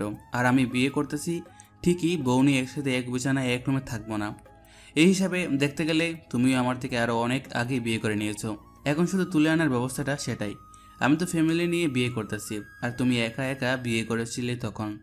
সেজন্য বাবা তোমাদের বিয়েটা এত দেরিতে দিয়েছে, বুঝেছো? হয়েছে ভাই, হয়েছে। তুই এবার চুপ কর, আর কিছু বলিস না, আর কিছু শুনতে চাই না। তোর কাছে তুই আমার ভাই নামের কলঙ্ক। ওই যে মুখে একটা কথা আছে না, গ্রামের লোকেরা বলে, যার জন্য করলাম চুরি সেই বলে চোর।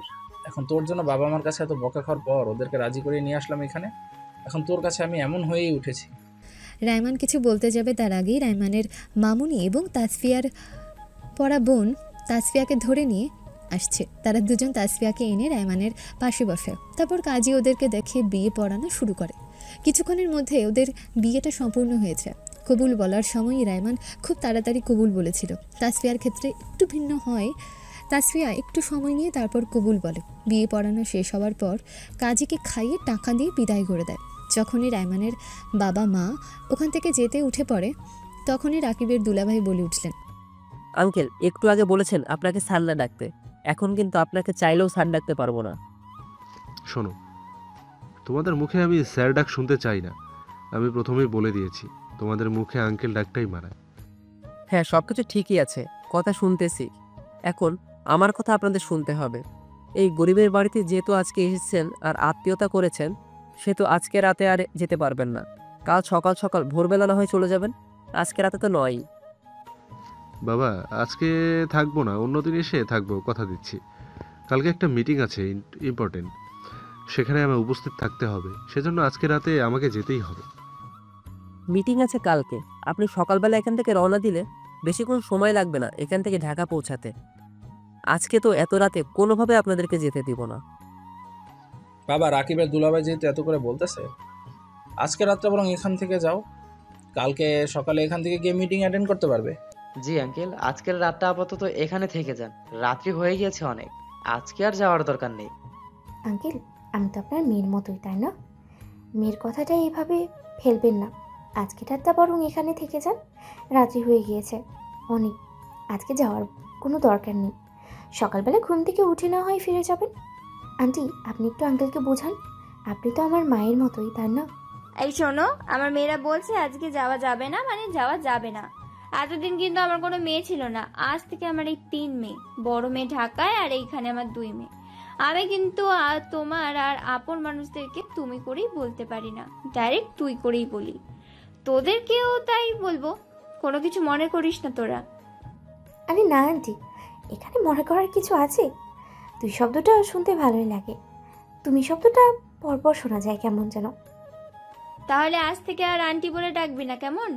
তাসফিয়া যেমন মা বলে ডাকবে, ঠিক তেমনই তুইও আমায় মা বলে ডাকবি। তোদের খোঁজ খবর রাখতে পারিনি, সেজন্য জানতেও পারিনি তোদের ফ্যামিলির কথা। শুনে খুবই খারাপ লাগলো। শোন, এখানে মন খারাপ করার কিছুই নেই। জন্ম যেহেতু হয়েছে, মৃত্যু নিশ্চিত। একদিন আমাদের সবাইকেই এভাবে চলে যেতে হবে। এটা নিয়ে আর কোনো মন খারাপ করবি না। হ্যাঁ মা, একদিন সবাইকে মৃত্যুবরণ করতেই হয়, সেটাই মেনে নিয়েছি। আমাদের ভাগ্যে হয়তো আমাদের বাবা মা বেশি দিন ছিল না। আল্লাহ যা করেন ভালোর জন্যই করেন। তারপর সকলে মিলে একসাথে রাতের খাওয়া দাওয়া শেষ করে। ছেলেরা একসাথে সকলেই মিলে চলে যায় নিচে। নিচে গিয়ে সবাই চা খেয়ে আবার যার যার মতো বাসায় ফিরে আসে। উপরে আসার পর রাকিবের দুলাভাই এবং বোন সকলের থাকার ব্যবস্থা করে দেয়। তারপর সকলে ঘুমিয়ে পড়ে। সকালবেলা ঘুম থেকে ওঠে 8টার সময় ব্রেকফাস্ট করে রায়মানের বাবা মা এবং ভাই তারা 3 জন ঢাকার উদ্দেশ্যে রওনা দেয়। রায়মান আর রাকিব এবং রাকিবের দুলাভাই তারা 3 জন ওদেরকে এয়ারপোর্টে ছাড়তে যায়। তারপর তারা 3 জন ওদেরকে এয়ারপোর্টের ভেতরে পাঠিয়ে দিয়ে বাসায় ফিরে আসে। বাসায় এসে রাকিব এবং রায়মান রেডি হয়ে নেয় কলেজ যাওয়ার জন্য। রায়মান, আজকে আমি কলেজে যাচ্ছি না। তোমরা যেহেতু কলেজে যাচ্ছ, তাসফিয়াকে তার স্কুলের সামনে নামিয়ে দিয়ে তোমরা চলে যেও। আসার সময় না হয় আমি কি নিয়ে আসবো। আচ্ছা ঠিক আছে দুলা ভাই, আমাদের শেষ, আমরা রেডি হয়ে গিয়েছি। আপনি ওপরে গিয়ে তাসফিয়াকে নিচে পাঠিয়ে দিন। আচ্ছা ঠিক আছে, তোরা দাঁড়া এখানে, আমি ওকে নিচে পাঠাচ্ছি। ওকে নিয়ে সাবধানে যাবি। বাইরে দাঁড়িয়ে থেকে ওকে গেটের ভিতরে পাঠিয়ে দিয়ে তারপরে ওখান থেকে যাবে। এটা বলে রাকিবের দুলাভাই সেখান থেকে চলে যায়। বেশ কিছুক্ষণ সময় পর তাসফিয়াকে সিঁড়ি দিয়ে নিচে নামতে দেখা যায়। তাসফিয়াকে নামতে দেখে রাকিব বলে ওঠে, দোস্ত, তুই তাসফিয়াকে নিয়ে যা, স্কুলে নামিয়ে দিয়ে তারপর কলেজে চলে যাস। আমার এদিকে একটু কাজ আছে। তোর এদিকে কাজ আছে সেটা তো তুই আগে কখনো বলিসনি, হঠাৎ তোর এদিকে কী কাজ আছে আমাকে বলে যা। রায়মানের কথায় পাত্তা না দিয়ে রাকিব চলে যায় সেখান থেকে। রাকিব চলে যাওয়ার পরই তাসফিয়া সেখানে আসে। ভাইয়া ওইদিকে কোথায় গেল? ভাইয়া কি কলেজে যাবেন আপনার সাথে? রাকিবের ওইদিকে কি যেন কাজ আছে, ওইদিকে কাজ শেষ করে তারপর সোজা কলেজে আসবে। যাওয়ার সময় বলে গিয়েছে তোমাকে যেন স্কুলের ভেতর দিয়ে তারপর যেন কলেজে যাই। এখন কথা না বলে রিক্সায় ওঠো। তাসফিয়া আর কোনো কথা না বলে রায়মানের সাথে রিকশায় উঠে বসে। বেশ কিছুক্ষণ সময় রিকশাটা চলার পর রায়মান নিজে থেকে তাসফিয়াকে বলল, ম্যাডাম কি বলেছিলাম আপনাকে? বলেছিলাম তো আপনাকে বিয়ে করব। সে আমি আমার কথা রেখেছি, এখন আপনাকেও আজ থেকে কথা রাখতে হবে। কোন কথা রাখতে হবে? সারা জীবন আমার সাথে থাকার প্রতিজ্ঞাবদ্ধ হতে হবে এবং সেই কথা সারা জীবন বয়ে চলতে হবে। ঠিক আছে, আমি আজকে এইখানে বসে কথা দিলাম, জীবনের শেষ নিঃশ্বাস পর্যন্ত আপনার কোলে মাথা রেখে ফেলবো। এই দিনটি দেখার ক্ষমতা আমার হয়তো নেই, তোমার আগে যেন আমি চলে যাই সেই দোয়াটি করব। রায়মান তাসফিয়ার কাঁধের উপর একটা হাত রাখল। তারপর তাসফিয়াকে রায়মান বলল, জীবনে যা কিছু হয়ে যাক না কেন কখনো আমার হাত ছাড়বে না। তোমাকে হয়তো অনেক সহজে পেয়ে গিয়েছি, হয়তো না, তুমি আমার অনেক শখের ম্যাডাম। তোমাকে ছাড়া কোনো কিছু চিন্তা করতে পারি না। সারাটা জীবন আপনার এই দুই হাতের বন্ধনে কাটিয়ে দিতে চাই। আজ থেকে আপনি আমার হালাল পুরুষ। আপনি যা বলবেন আমার যে সব কিছু শুনতে বাধ্য। খুব ভালোবাসি আপনাকে ম্যাডাম, অনেক ভালোবাসি। হয়তো আমার ভালোবাসাটা 2 দিনের কিংবা 3 দিনের। একটা মানুষকে যতটা ভালোবাসলে 3 দিনের মধ্যে নিজের করতে পারে, আমি ঠিক ততটাই ভালোবাসি তোমাকে। আমিও আপনাকে ভালোবাসি স্যার। সেই দিন আপনাকে এটার জন্যই না করেছিলাম। আমি ভেবেছিলাম হয়তো আপনাকে আরও ভালোবেসে ফেলার পর হারিয়ে ফেলবো। তখন ওই কষ্ট সহ্য করার মতো ক্ষমতা আমার ছিল না। এই জন্য বলেছিলাম আপনাকে আমার থেকে দূরে চলে যাওয়ার জন্য। তাসফিয়ার কথা শুনে রায়মান মুচকি হাসে। তারপর তাসফিয়ার কানে কানে বলল, ম্যাডাম তাড়াতাড়ি বড় হয়ে যান। এই কথাটা বলে অনেক বড় ভুল করলেন। আপনি যতদিন পর্যন্ত বড় না হবেন ততদিন পর্যন্ত আমি কিছুই করতে পারবো না, তাই একটু তাড়াতাড়ি বড় হয়ে যান ম্যাডাম।